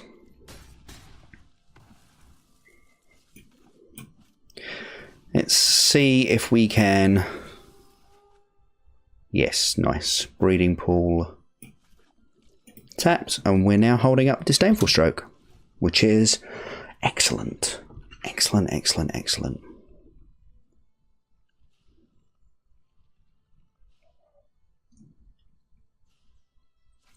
Yeah, I was going to say, their safest play is just to replay the Jadelight Ranger and attempt to find some more lands. Trophy?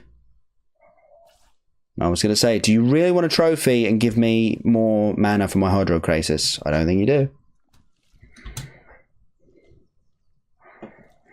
Would love to hit a Vivian Reed off the top here, because we could still go Vivian Reed and hold up Disdainful Stroke. Unfortunately, that doesn't appear to have happened.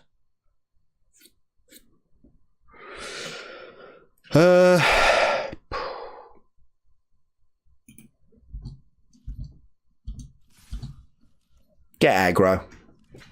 Yeah.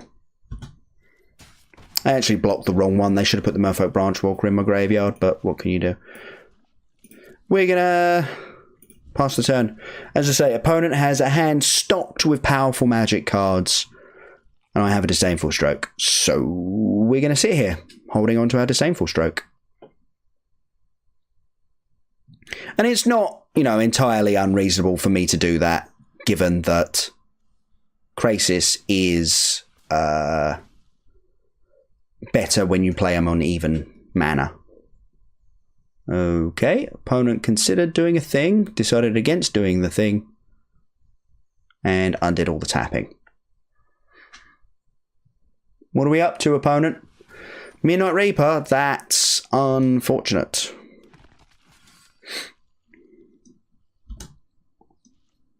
I'm still not convinced Midnight Reaper is right in these matchups anymore. So they took 2 pain off of... Interesting. Very interesting. Okay, well, they've found their mana now. I don't particularly want Assassin's Trophy this Midnight Reaper, though, so... Vivian Reed is excellent. They binned that Assassin's Trophy, didn't they? Okay, cool. They also had to bin Vraska's Contempt, so... And we are going to play a... Oh yeah, perfect. It's holding up the Drowned Catacomb. That's exactly what I wanted. Oh, actually, we had plenty of mana. Oh, don't Disdainful Stroke me.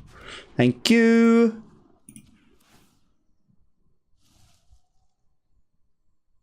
Oh, that's a tilt. Actually, no, we're just going to take the Llanowar Elves.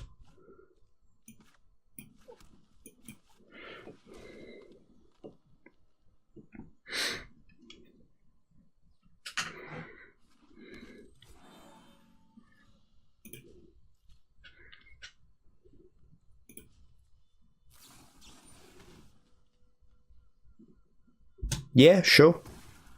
Annoying, but sure. Suggests that they don't have the Contempt.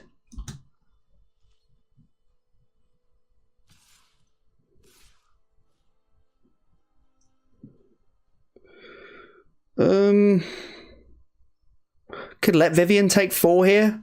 She's not ultimating for a little while anyway. I'd quite like to keep holding up this disdainful stroke for a Vrasa's Contempt. Yeah, okay. You can hit.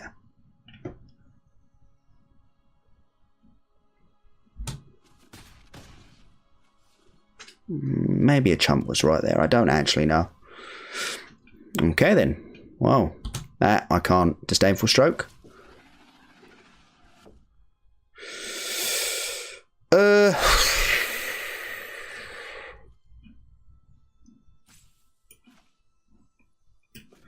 No. My turn. Okay, Merfolk Branchwalker's a good hit. Chubs? Crisis or Hostage Taker? Hostage Taker, 1, 2, 3, 4. Midnight Reaper, 1, 2, 3.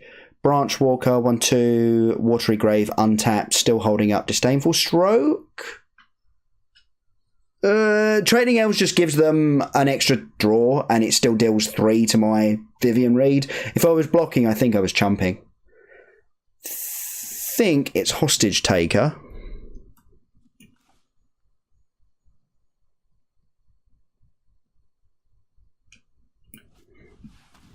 Hostage take the Reaper.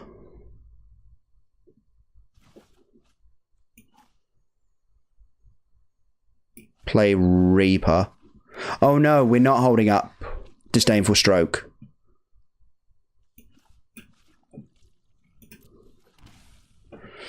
We are now. So yeah, I'll triple block the Carnage Tyrant. That's what I'll do. And the only way we get really beaten out of that is if they have a removal spell that costs less than 4. So that one doesn't count.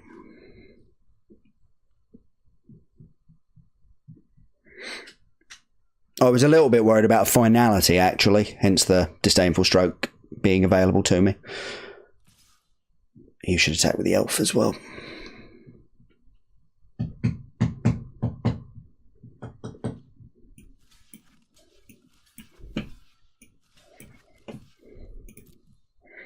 Should have attacked with the Elf as well. They would have actually got through for a point there.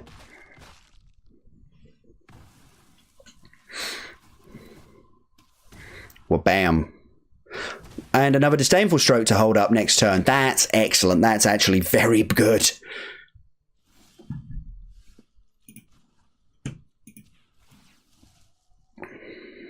Yeah, we'll take the Jadelight Ranger. Any cards in library? 33.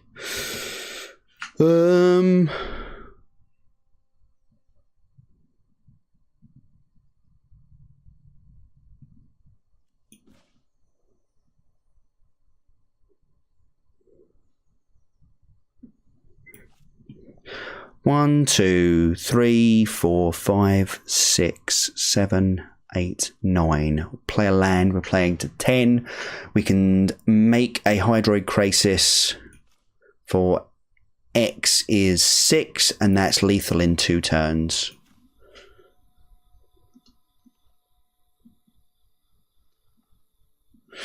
I'm gonna make sure this taps the right mana.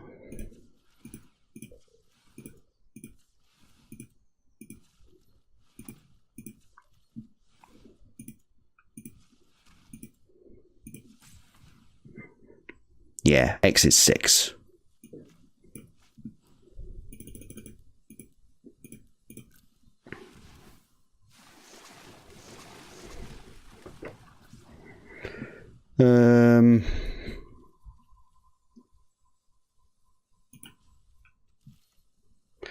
Yep, give me a moment to finish up this match, and I will join you.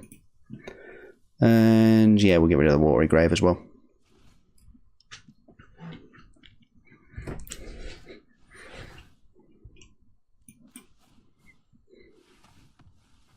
Bye-bye.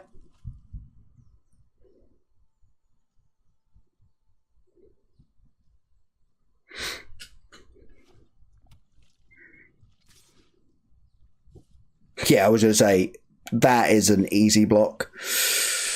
All right, let's tick Vivian Reed up. We'll see what we hit. Chupacabra's a pretty good hit there.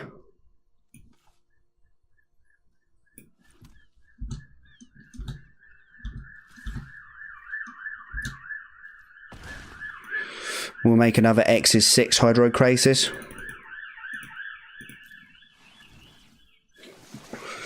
And just make them fear the idea of me having another counterspell.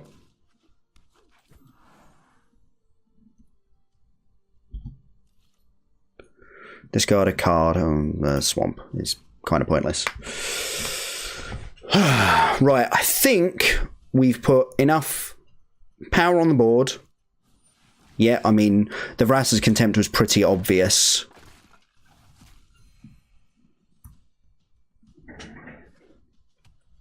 But now my Vivian Reed's going nuts. Why does Vivian Reed... Oh, it's everything after the Hydroid Crisis.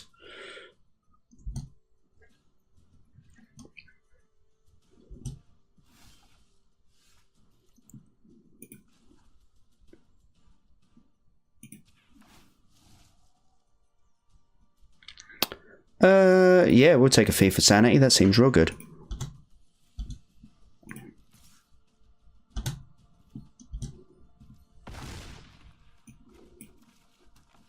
Yeah. Opponents had enough. I don't blame them. That was pretty gross.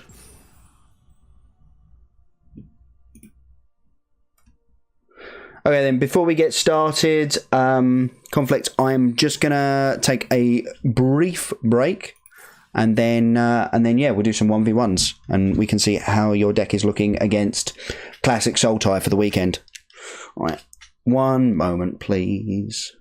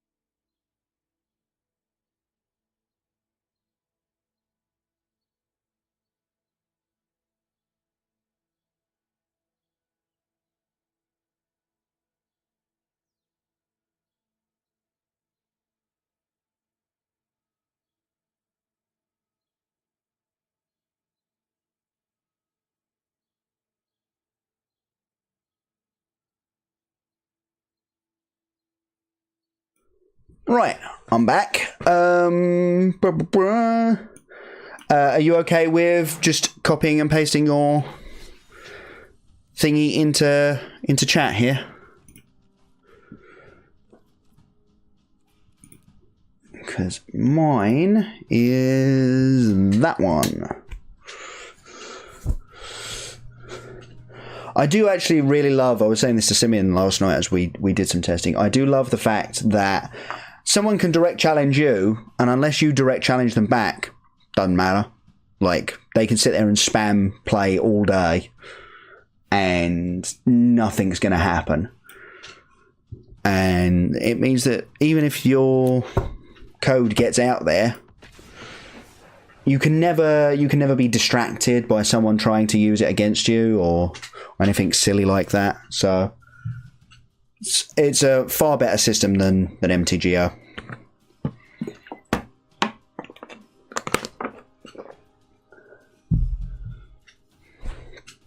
Right then.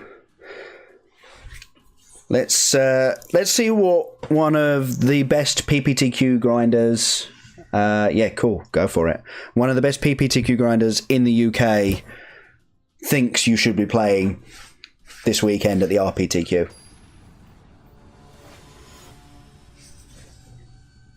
Certainly within the southeast of the UK. Yeah, okay.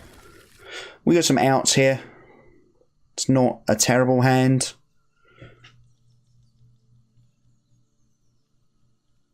Oh. Tapped and go. And obviously we've also got double black already, which is super handy. Ooh.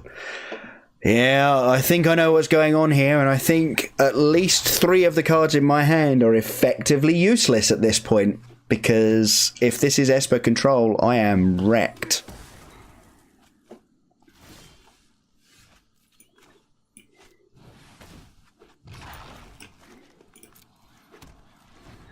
Okay. Might be just white-black.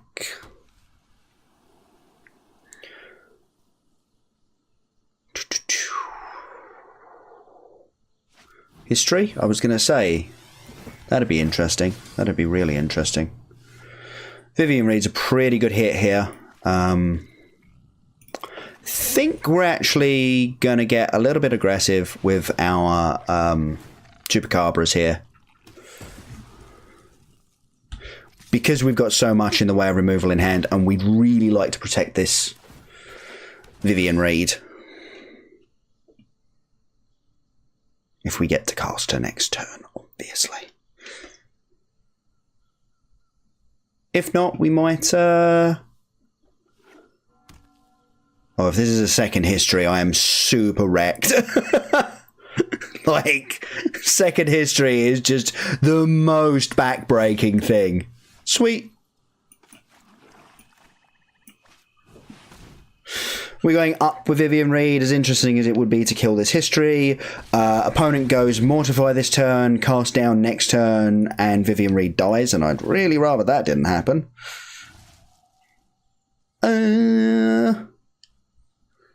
Jade Light or Krasis? Krasis, surely. Surely it's a Krasis. No attacks. Next turn, we can tick Vivian up, grab a land, make a 6/6 Hydro... 4/4 Hydro Krasis for 6 mana. Mortify, yep.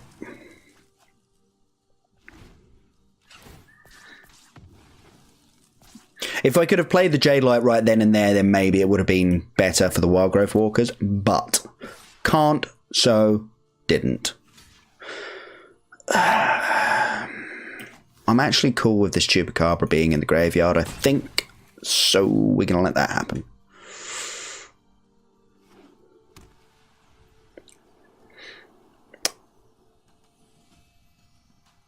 Lyra? That'd be annoying. To Cotley? God damn it. I am super glad I took that on the chin now. Oh. Oh. No. We do have Assassin's Trophies in the sideboard now, unfortunately. So, yeah. We're gonna pass turn. We're going to hope our opponent plays out some other stuff that isn't a Tocatli Honor Guard, and then we can contempt the Honor Guard and Chupacabra Jade Light Ranger nonsense later. And we're going to take the 1 off of it here because it's not super important, the 1 damage.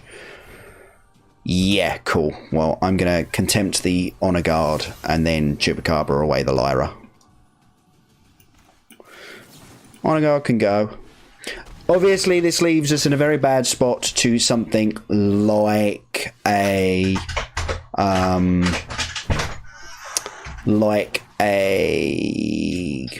Ajani. But given that this deck is playing Lyras in the main, I would suggest that this is probably not an Ajani deck. did not want to see the second one.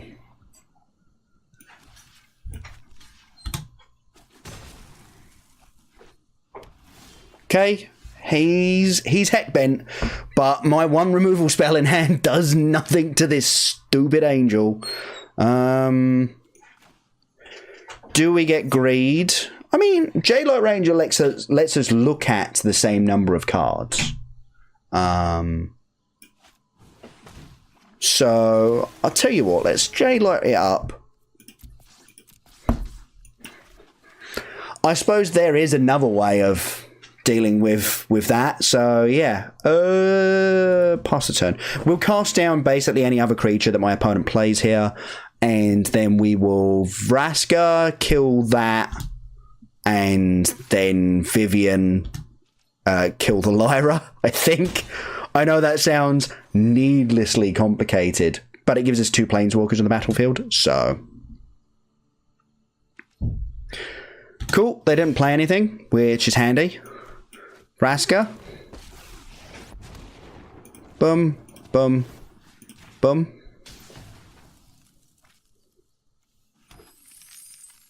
Boom, boom, boom. Send! Flash Angel would be a bit of a tilt, because I didn't have the mana there to cast the cast down stuck in my hand, but... Okay, well...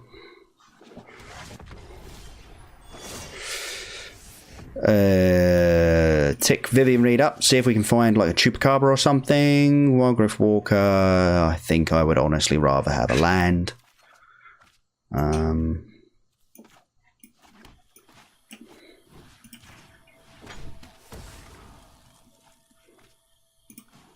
Bum, bum, ba-dum, ba-dum, ba.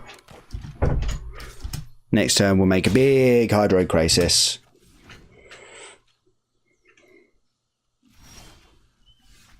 Backup Vivian Reed, not bad thing to have. Not a bad thing to have. Okay, we'll take a J-Light Ranger here.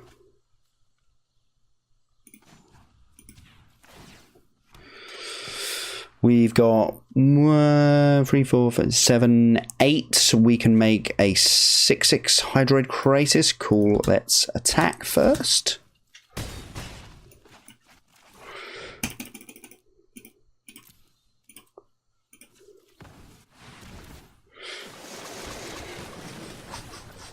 Oh, that worked out nicer than it should have.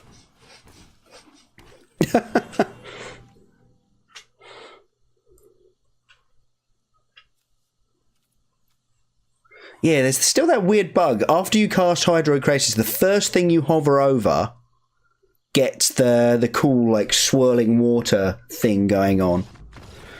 Yeah, I was going to say... Right then, I'm assuming Conflict's going to come back into the chat. We'll have a brief discussion and then we'll probably move to sideboarding. So I'm just going to wait for them to get back very quickly.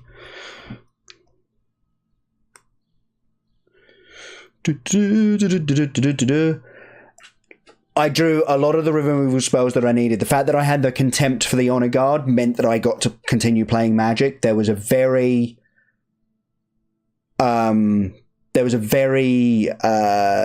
serious like point there where if I hadn't had that, I would have been forced to play out a 4/4 Crisis to try and draw into removal spells for that stupid Lyra, and then the Vivian, not the Vivian Reed, the Vraska off the top was obviously kind of insane. So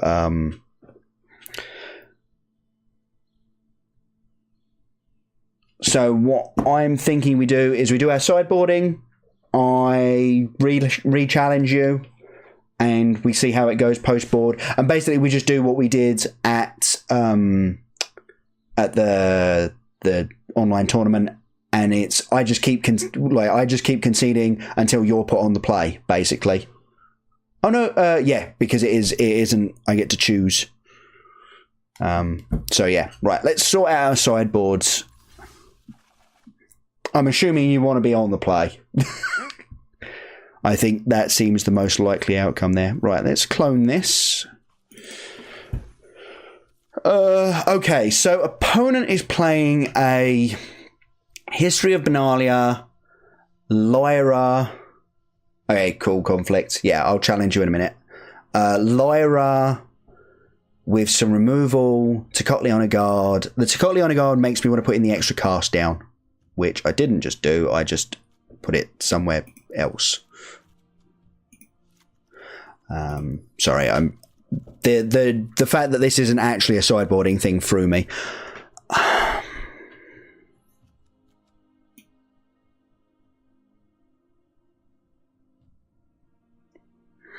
So obviously my opponent's got access to things like Mortify, Cast Downs, that kind of thing. So I don't think the value package is particularly necessary in something like Khan. The Eldest Reborn is probably quite good though. As is the Hostage Taker. In the sort of matchups where those come in, though, normally... Oh, I can take this Carnage Tyrant out, I think. Normally, what you're taking out is the Wild Growth Walker because you're looking for value. You're looking for removal to be useful. I also kind of want to leave in the Find, mostly for the finality half.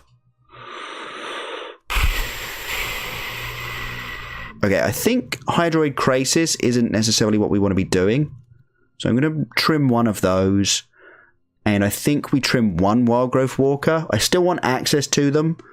Because if my opponent can't remove them, they'll gain me enough life to give me the time to find all of the pieces to deal with what they're doing. So I think we're going to do that. Right, it's the user mid number 2, isn't it? Right, go in here. That one. We'll challenge conflict again and we'll see what's going on. Oh, and they're sideboarding. They knew exactly what they were doing. That's, yeah. I think that's a pretty good hand. Obviously, we get completely wrecked by a Tocatli on a guard. I have put my opponent on the play, right? Yes, I have. Excellent. Yeah, we get entirely destroyed by an honor guard here. But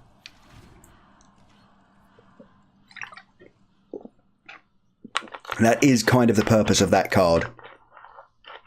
Beating decks like ours.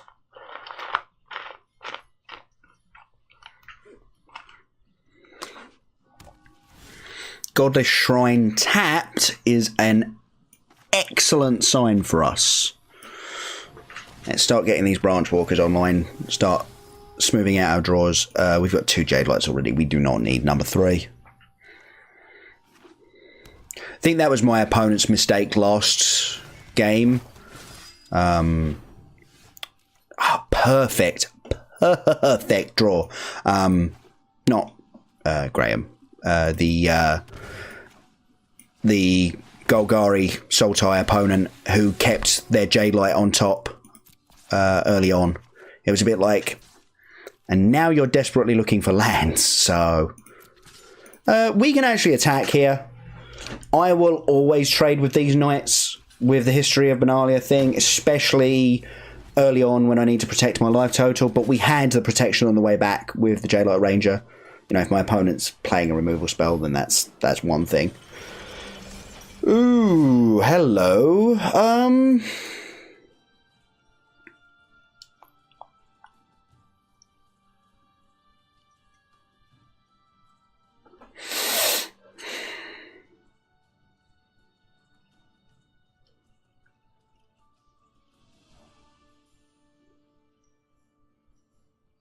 Okay, so there's an interesting position here. If my opponent has the removal spell, Hostage Taker looks awful. But if my opponent has the removal spell, then they're going to use it on something eventually anyway, and I really don't want to give them the 2 1/1s next turn.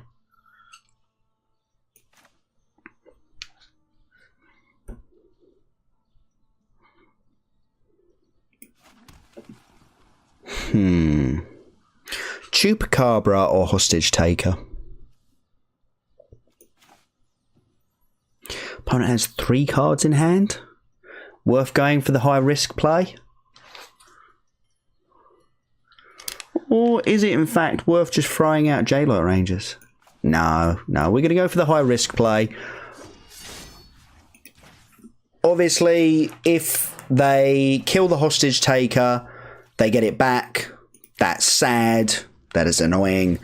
And then what am I going to do? I'm going to Chupacabra it exactly like I would have anyway. It's not actually a problem.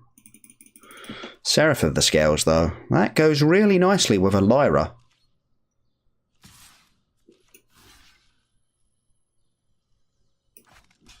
No.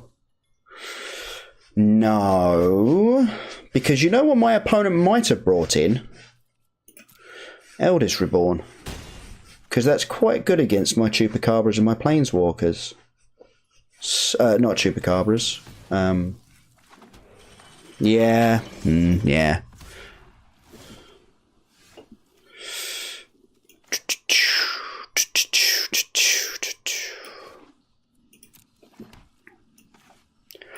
Here's that Chups.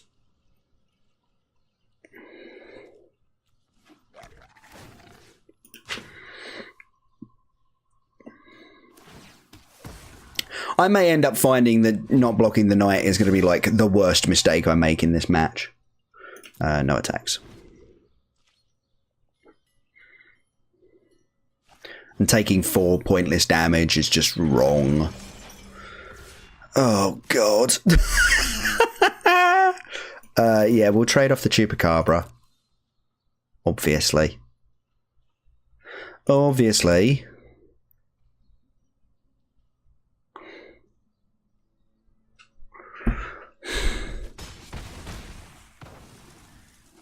Okay. Really depends on what we draw here. Land, that's pretty good. But we're being attacked for 6 next turn. But the turn after I can make it 2 by casting down the Seraph of the Scales. Possibly I should be leaving in more Wild Growth. Oh no, I only trimmed 1 Wild Growth Walker, didn't I?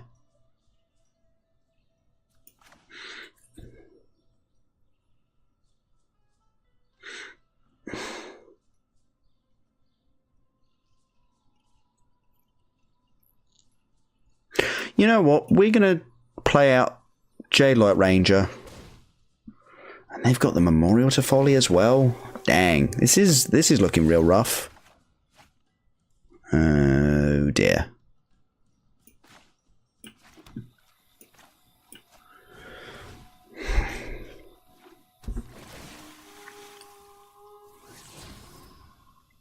That is exactly what I wanted to see. That will do perfectly.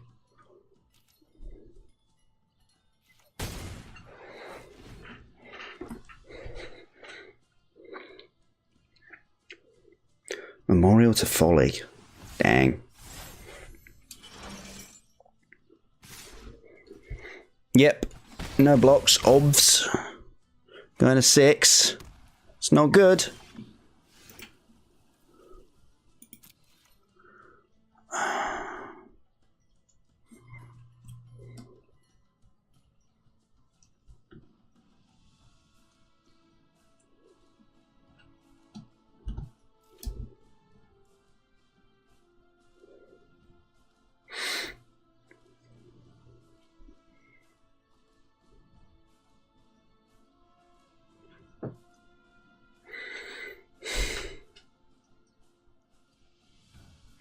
I'm trying to work out what it is I can really do here. Like, my opponent's going to be bringing back this other Seraph of the Scales this turn.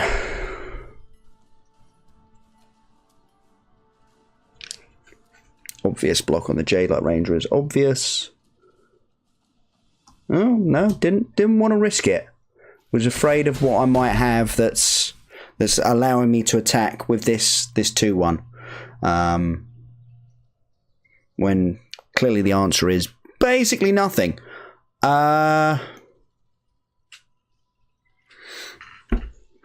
Okay.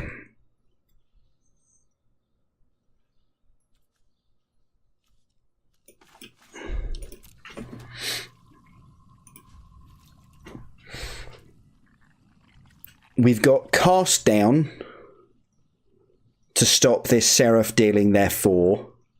So we'll actually only be going to 4 next turn. Yeah. If my opponent then plays out the other Seraph, I can finality. They won't, because obviously they know I've got this finality.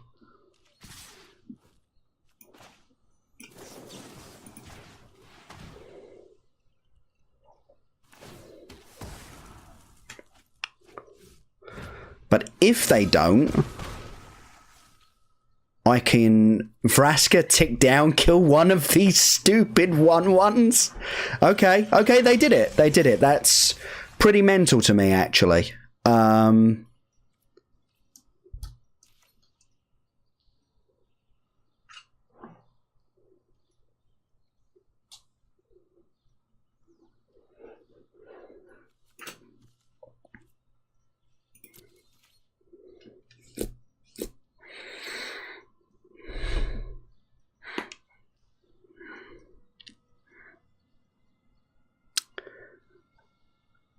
If only we had a way of making it so that I had an extra land in play. If I'd had a Lanner Elves this game, I could find finality back, Hostage Taker, and Chupacabra, maybe. Hostage Taker, the Seraph, and play the Seraph.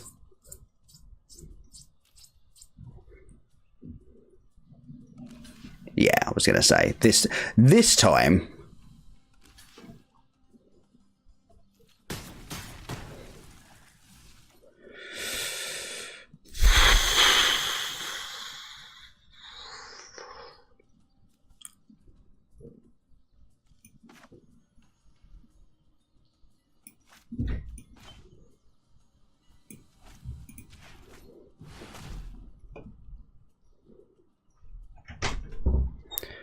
This time,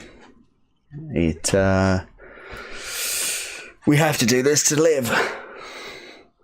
It's Helen, everyone. Helen just came in. Hello. How was your work dinner? The food was nice. Okay, tell me all about it later. But yes, we're fighting a sub at the moment.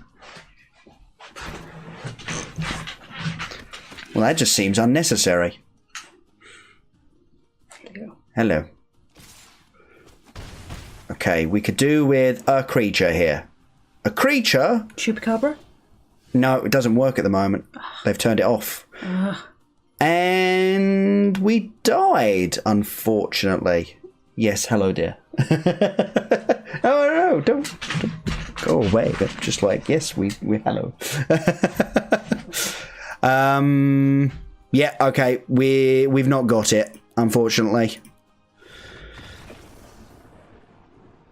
That's a real shame. I thought we might have been able to claw our way back into that. We're testing with someone for their RPTQ at the weekend. Nice. Yes. So yeah. Running through that, using their deck? Yeah, they're playing their deck. I'm playing what I think is probably going to be one of the most played decks at the weekend. We're just working out what should be going on. Excellent. Yes, I think we go for another one. Do you want me to be on the play this time and we can test that matchup, or do you want to just do whatever happens? I'm pretty cool to just play whatever happens and just keep playing some games. This is obviously more important than... Whoa, that's not the one I meant to click. This is more important than just trying to rank up in gold. So let's just keep playing some games. I think this is interesting. This is, testing mechanisms, and you try and work out what's going on. Ooh, this is not a great hand.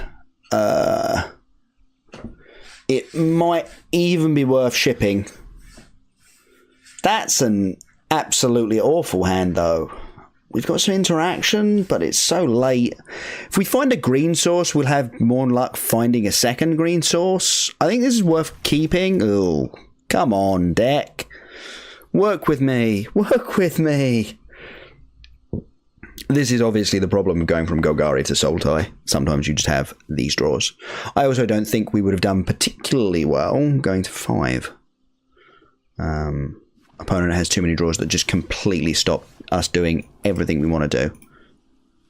Tapped, please. Thank you. Okay. Found the forest. That is step 1. Achieved.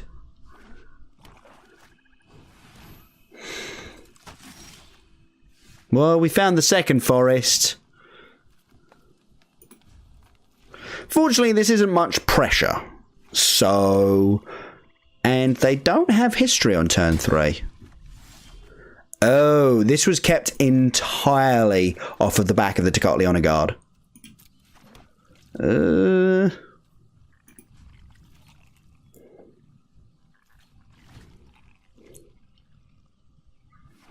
So that's interesting. We've got a Shalai.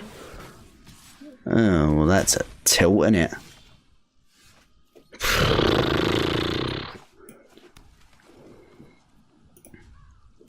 So we still need to draw another normal spell removal spell to kill this Decklist Honor Guard so that we can get back into this game.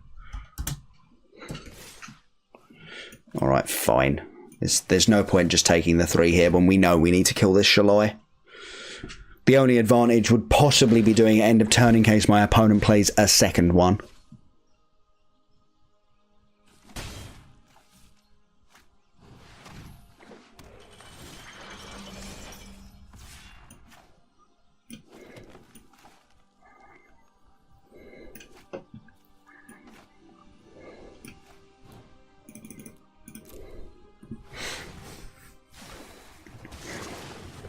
That's not useful. Yeah, turn 2 Decklist Honor Guard is pretty gross. On the play.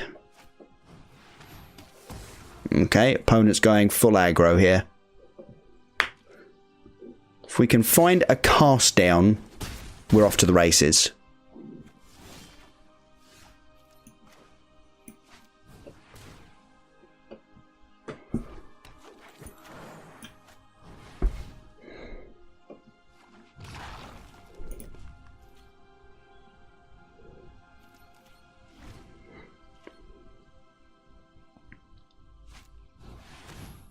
Another Seraph. That's a bad time.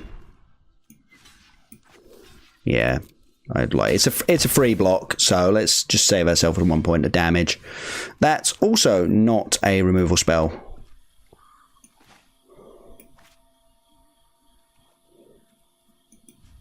At this point, we're looking for finality, and that's basically it. Otherwise, we're going to be actually, no, we're way too far behind anyway, because we're about to take 4, go to 3. Okay, so we need to find a cast down and just gain a bunch of life.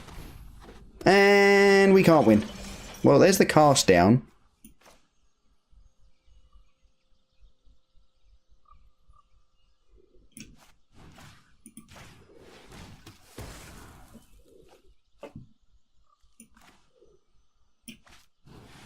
So we can gain 9 life here and go back up to 12.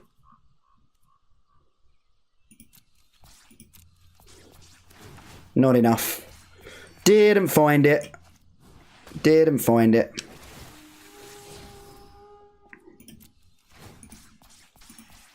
Yep, okay. I mean, that wasn't super useful testing, obviously, because we already knew that Decklist Honor Guard was going to end it.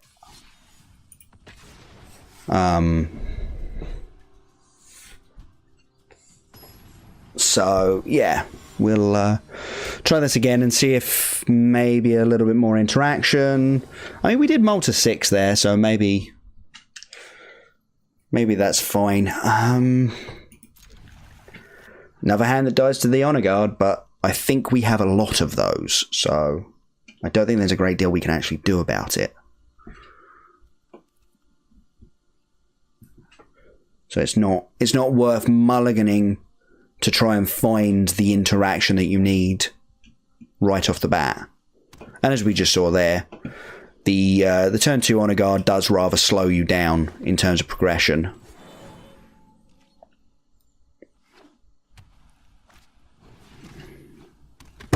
Okay then.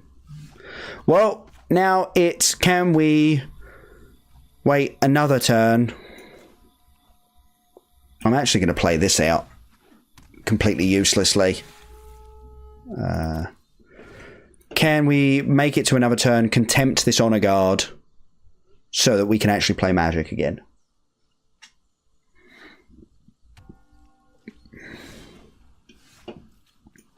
That's also a pretty good draw. Oh, I should have played that last turn, shouldn't I? Herp derp. That was silly of me. Okay then. What's opponent got for us on turn 4?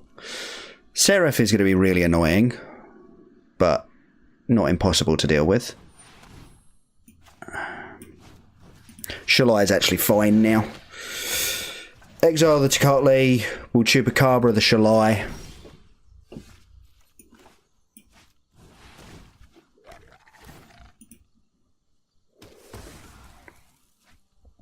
And get in for some digs. Because why not? Don't play Lyra.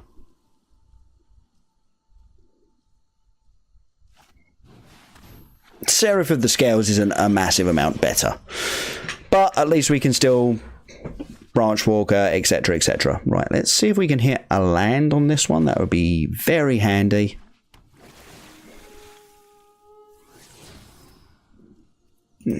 Well, a blue spell isn't exactly what we need, is it? I'm going to go with a Llanowar Elves here, I think. I don't know. Actually, Merfolk Branchwalker. Let's set up our draw a little bit more.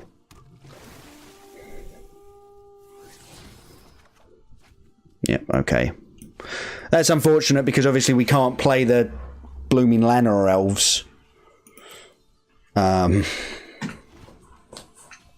Which would have been very nice to have been able to do.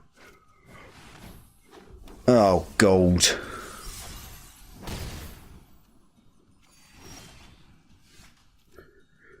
Okay, well...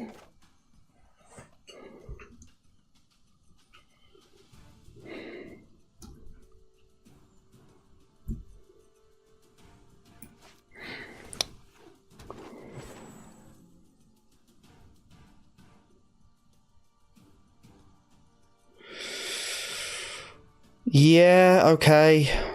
Pass the turn. Cast down the Seraph this turn. Play Vraska, tick it down on Lyra.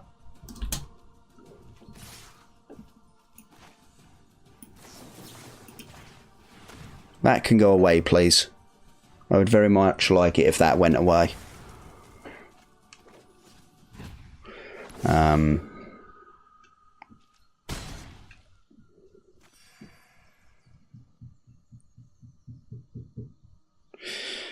If opponent tries to play out a wide board, we get to finality.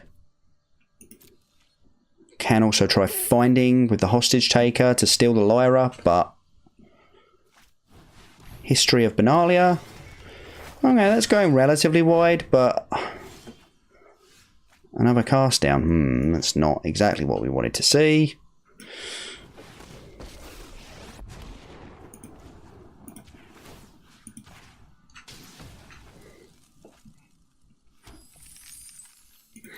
No attacks. We're sitting here and we're going to try and protect this Vraska for another turn at least. Although I imagine these spirits are going directly at her despite me being at 10. Because if she can tick up for a turn, then the fact that my opponent can bring back the Lyra Dawnbringer doesn't matter. Yep. Yep. Yep. Yep. Yep. Yep. Yep. Yep. Yep. Not surprised. Not in the slightest surprised.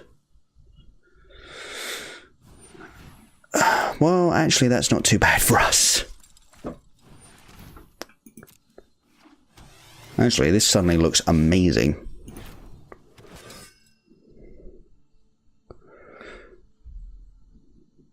Yeah, no, this is now looking pretty good for us.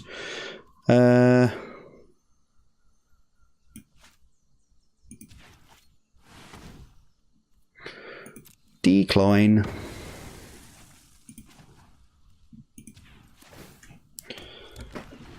Okay then. We get to make some knights. Sure. I'm going to be making some pirates.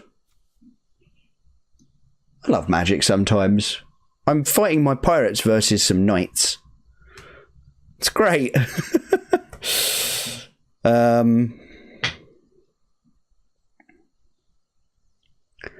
Opponent can't get Lyra back into play fast enough to deal with my Vraska. Conclave Tribunal will do it, obviously.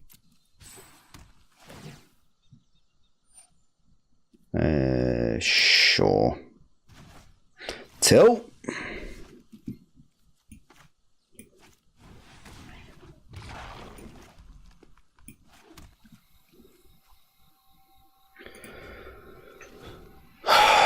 Okay.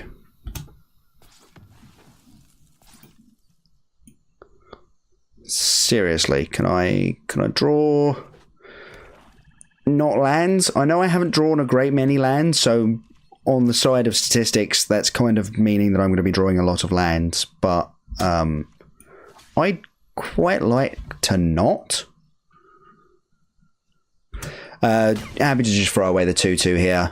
To save some life. I don't particularly want to go to 6, and I don't particularly want to cast down anything. So, yeah, I kind of knew that was going to happen. And my opponent's going to bring back the Lyra, and my cast down does nothing to the Lyra. Tilt. Well, my cast down kills the stupid knight, so... But I think I need to wait. Take the 2 here at least.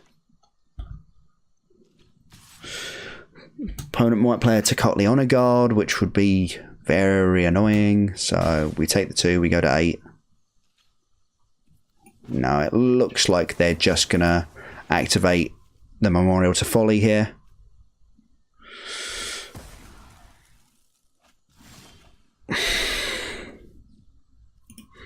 Well, we'll hold on to that.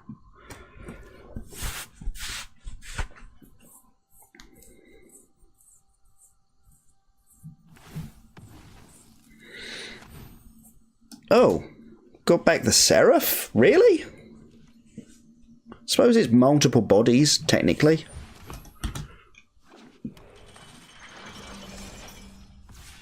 And that makes it really annoying to deal with. But, you know, Chupacabra. That's a pretty good draw.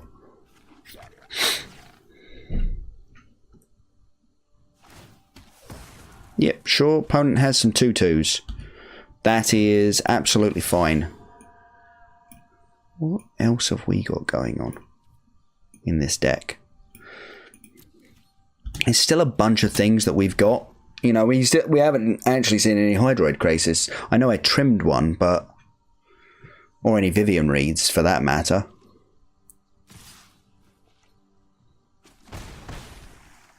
Yeah.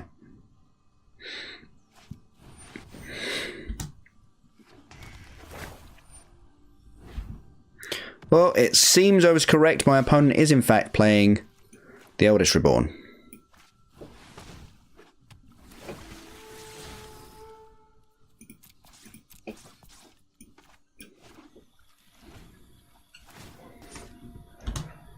I have no cards in my hand.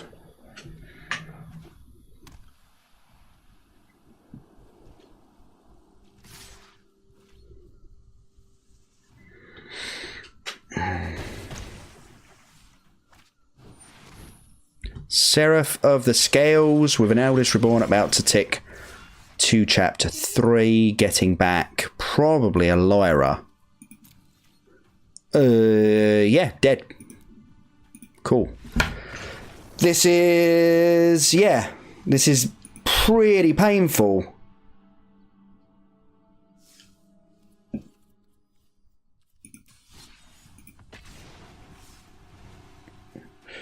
The multiple bodies out of Seraph, the fact that my cast downs don't deal with Lyra. I don't think I've necessarily been drawing particularly well, but yeah, this is... I also wish my opponent didn't keep getting put on the play. I would like to test being on the play.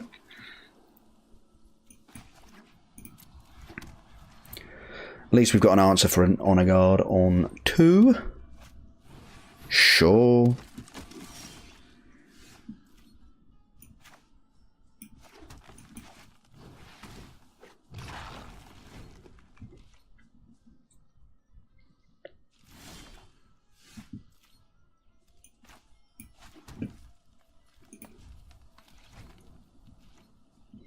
Okay then.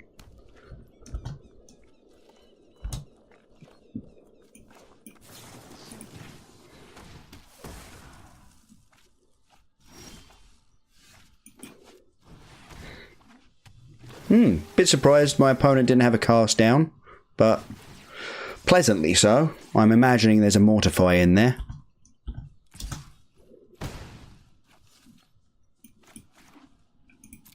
Seeing as I've got a Chupacabra in hand, there's no point not playing out the second black source for it.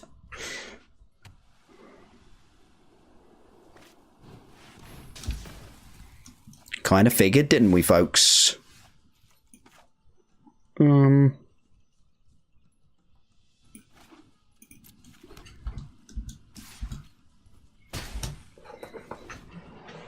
We're gonna try and hold this Crisis until we can make it bigger than Lyra.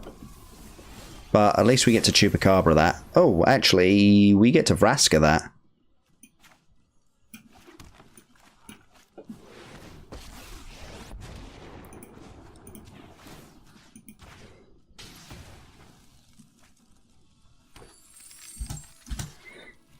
Making treasures is pretty cool in a deck with Hydro Crises in them. History? Yeah, sure.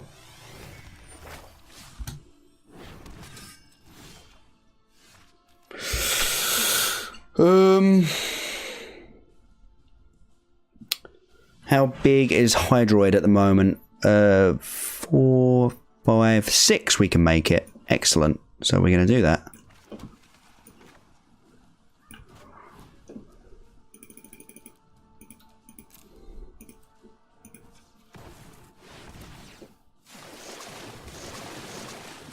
Nice.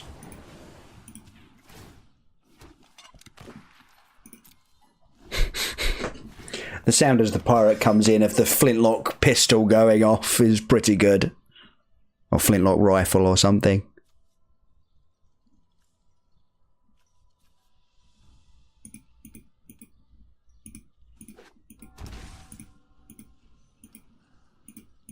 Okay, they took the pain.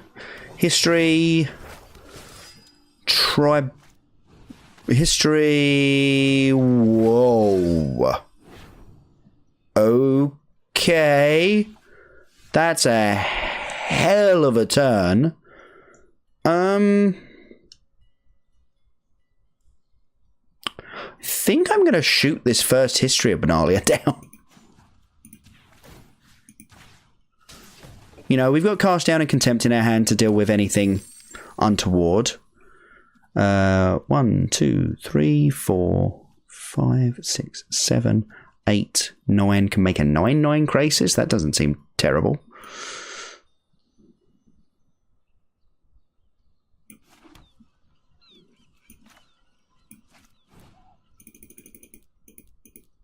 Oh, actually, no, there's no point using the treasure.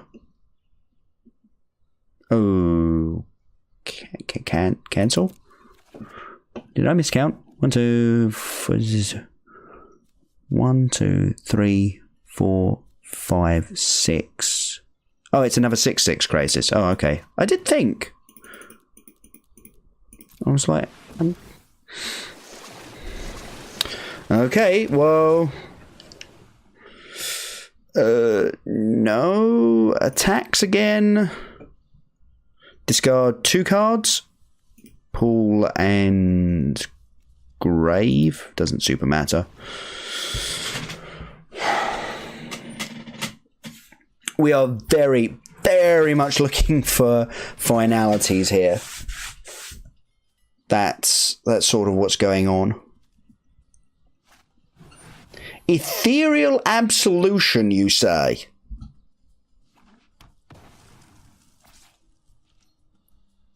The fuck? That's going to kill my Vraska, and that's a real tilt. Because now I've got no way of dealing with this stupid absolution.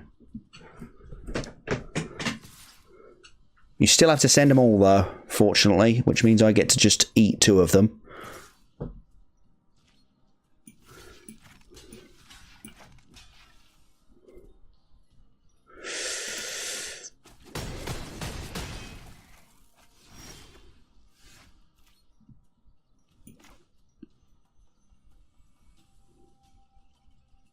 I mean, the branch walker's just going straight in the graveyard, though, which is hilarious and awful.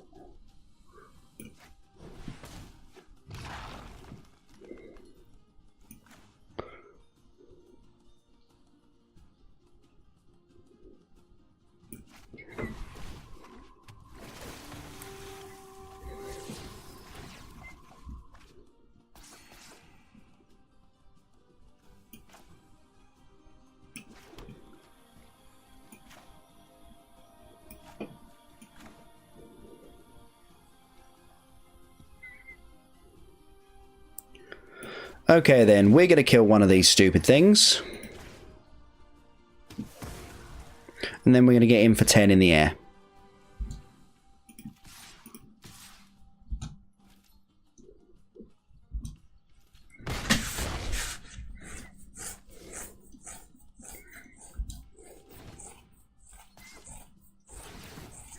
Double History of Benalia on 3 is rough. Fortunately, we've gained a ton of life this game because I kept playing Hydro Crises, so, you know.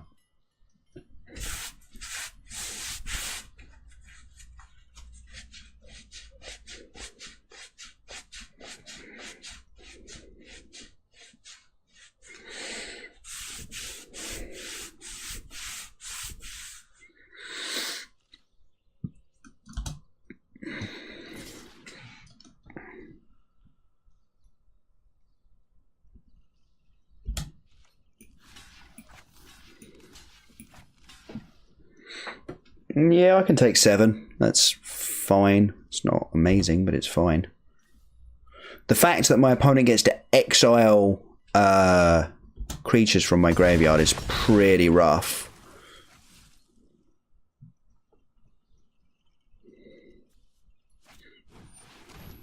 Yep, sure. Unless you've got a Mortify as well, or another cast down, I think this game is over.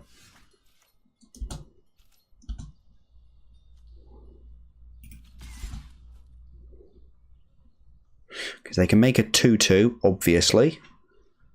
But this has trample. So we trample over for free and still kill Graham here.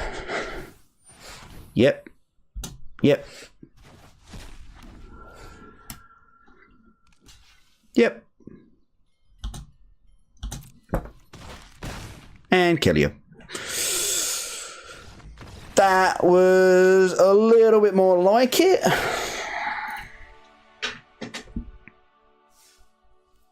A little bit more like it. Let's play a few more, or maybe just one more, and then we might maybe do a little bit more grinding the ladder, but I think realistically we might call it a night after this round. It's getting reasonably late here. Oh, you're so close to being good. This could be fine. This could be absolutely fine. Cast down on top, I'm keeping it. Land on top, I'm keeping it. Yeah, we're keeping that. Specifically a land that has land types, obviously. Oh, we're on the play this time. Handy.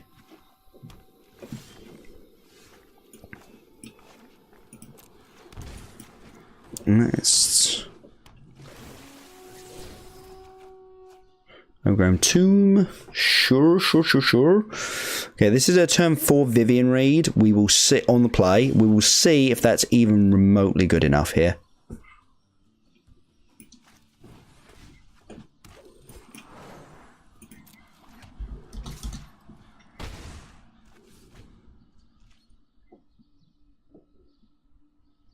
History?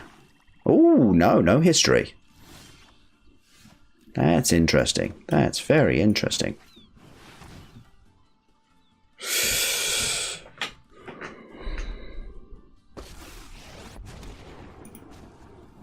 So given that last game, it should be noticed that Ethereal Absolution does ruin our board state here. Just take a straight land or take action spells? I think action spells. We're likely to find another land next turn with Vivian Reed if we need to find a land, but the only thing that costs 5 at this point is... Yeah, very nice. Very nice. The only thing that actually costs more than what we've got is another Vivian Reed, so, you know. Tilt? Oh, never mind.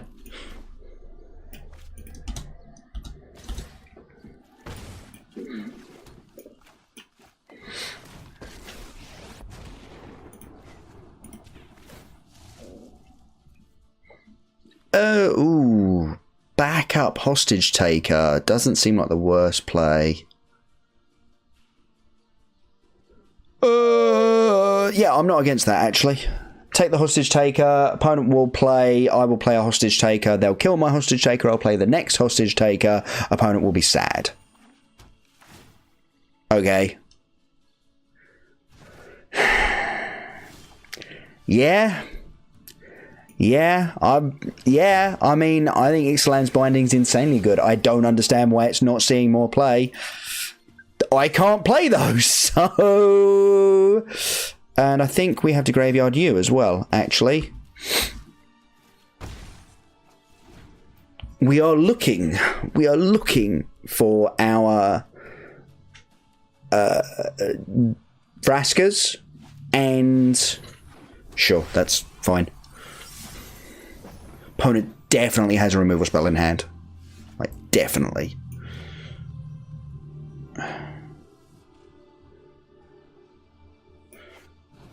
So we're gonna play this game for a little while. The bouncing Lyra.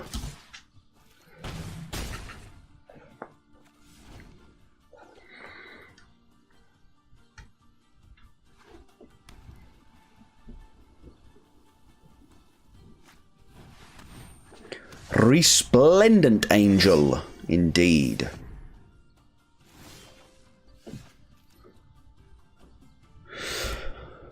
Okay, well...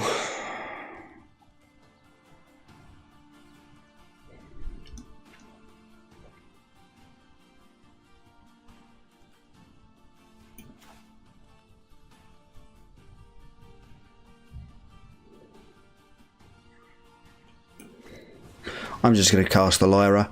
So my opponent has shown the likelihood that they have a removal spell. If we attack, they get to kill the hostage taker, put Lyra back into play, and that would be very bad. As it is, they can now block one of these two, which is perfectly fine. Kill the Jadelight Ranger, and still have to deal with this Lyra of theirs. Mortify on the Jadelight Ranger. Oh! Surprising. Thought they had the removal spell. Okay, cool. Think that's going to have to be enough for me for tonight. Conflict, if you can come back, please come back. I'm hoping that he's going to notice that I haven't joined up again relatively quickly and sort of go, okay, there's something going on, and come back to the channel. Because I think we're going to call it there for the evening. It's about 10 PM. Jeez, it's about 10 PM. We've been playing Magic for like 3 hours now, which is not the worst way to spend some time.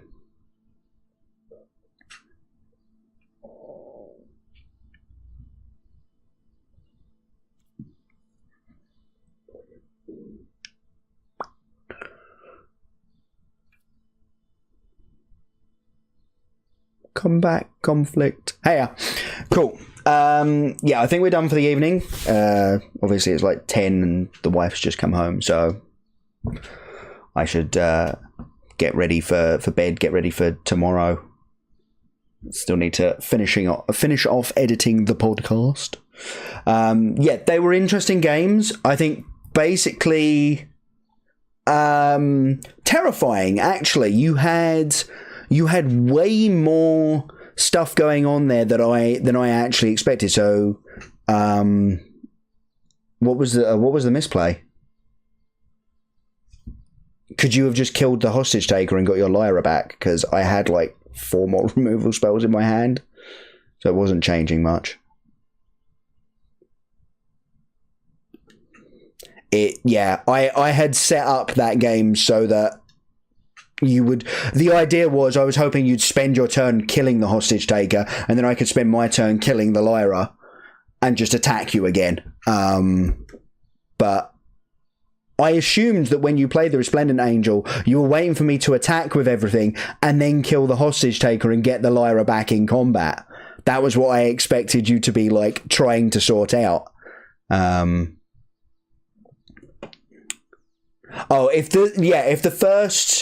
the first conclave was a binding instead, that does change a lot of things, because that obviously let me pick up, I think it was the second hostage taker, and yeah, that would have obviously changed the complexion of the game quite a lot, because I would have been stuck with a dead card in hand, etc, etc. So yeah, but to Cotly Honor Guard, we know on turn 2, if I don't have the cast down, and I'm odd, I'm playing 4 of them in the 75. Like, I have the ability to find those things. Then you get to develop your game plan for the first like 2 to 3 turns, 3 to 4 turns easily. And then post that, now I have to spend a Vraska's Contempt, which I'd much rather spend on the stupid angel that makes 2 1/1 flyers. Beyond that, the Seraph of the Scales was a heck of a lot better than I thought she was going to be. I was absolutely shocked at how oppressive that felt. Just sort of going, okay, well, I can kill it, but I'm still taking 2 in the air. And I can kill it with my Planeswalker, but then you kill my Planeswalker. Or...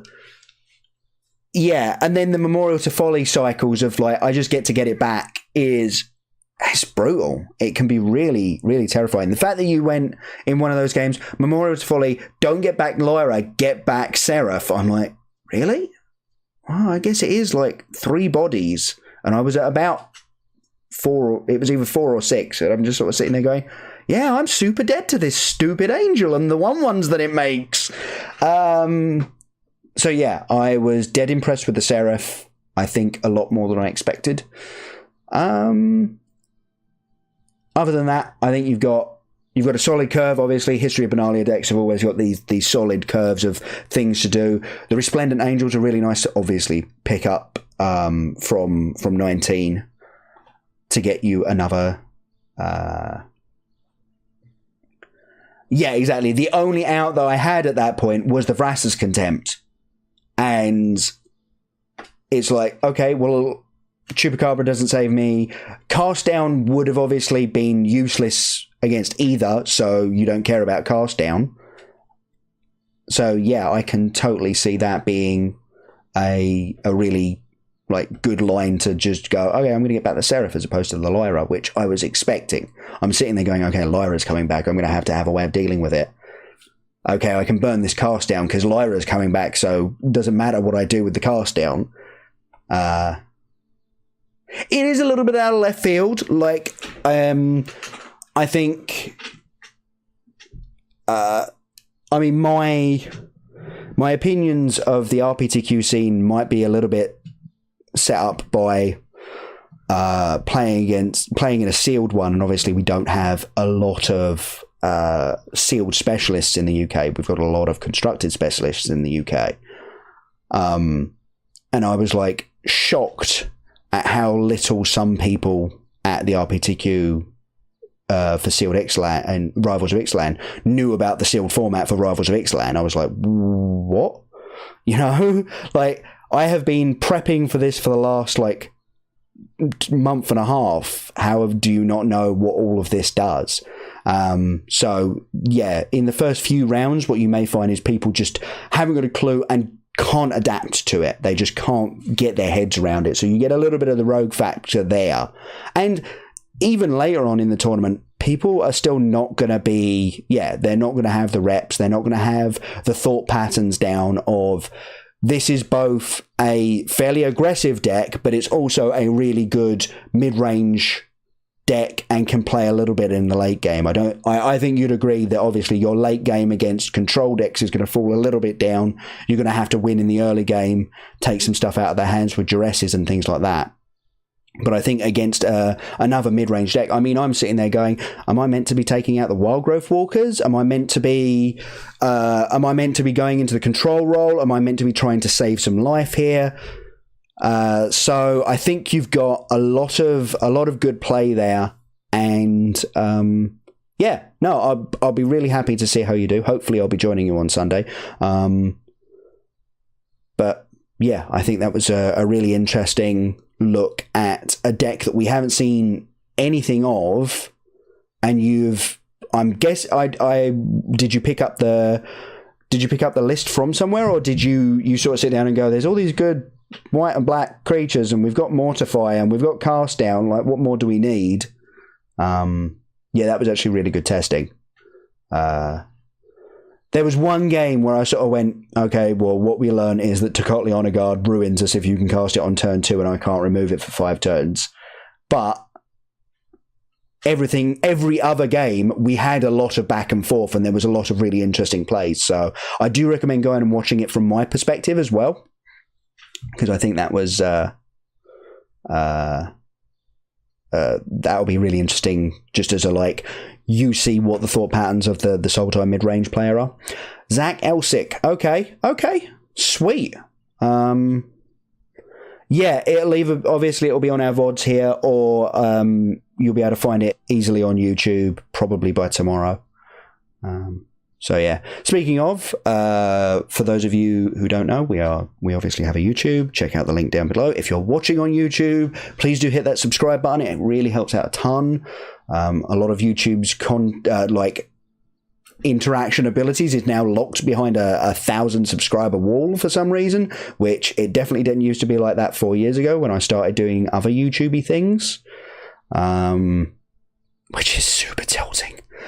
But yeah, the deck looks good, and I think you played it, like, from my perspective, I'm sitting there going, okay, let's see if I can see any mistakes you made, and I couldn't see any. Maybe you could with cards in your hand. Obviously, I don't know what's in your hand, but I couldn't see any point at which you left me a lot of outs, you know? So that's good. You've obviously got your reps in with the deck.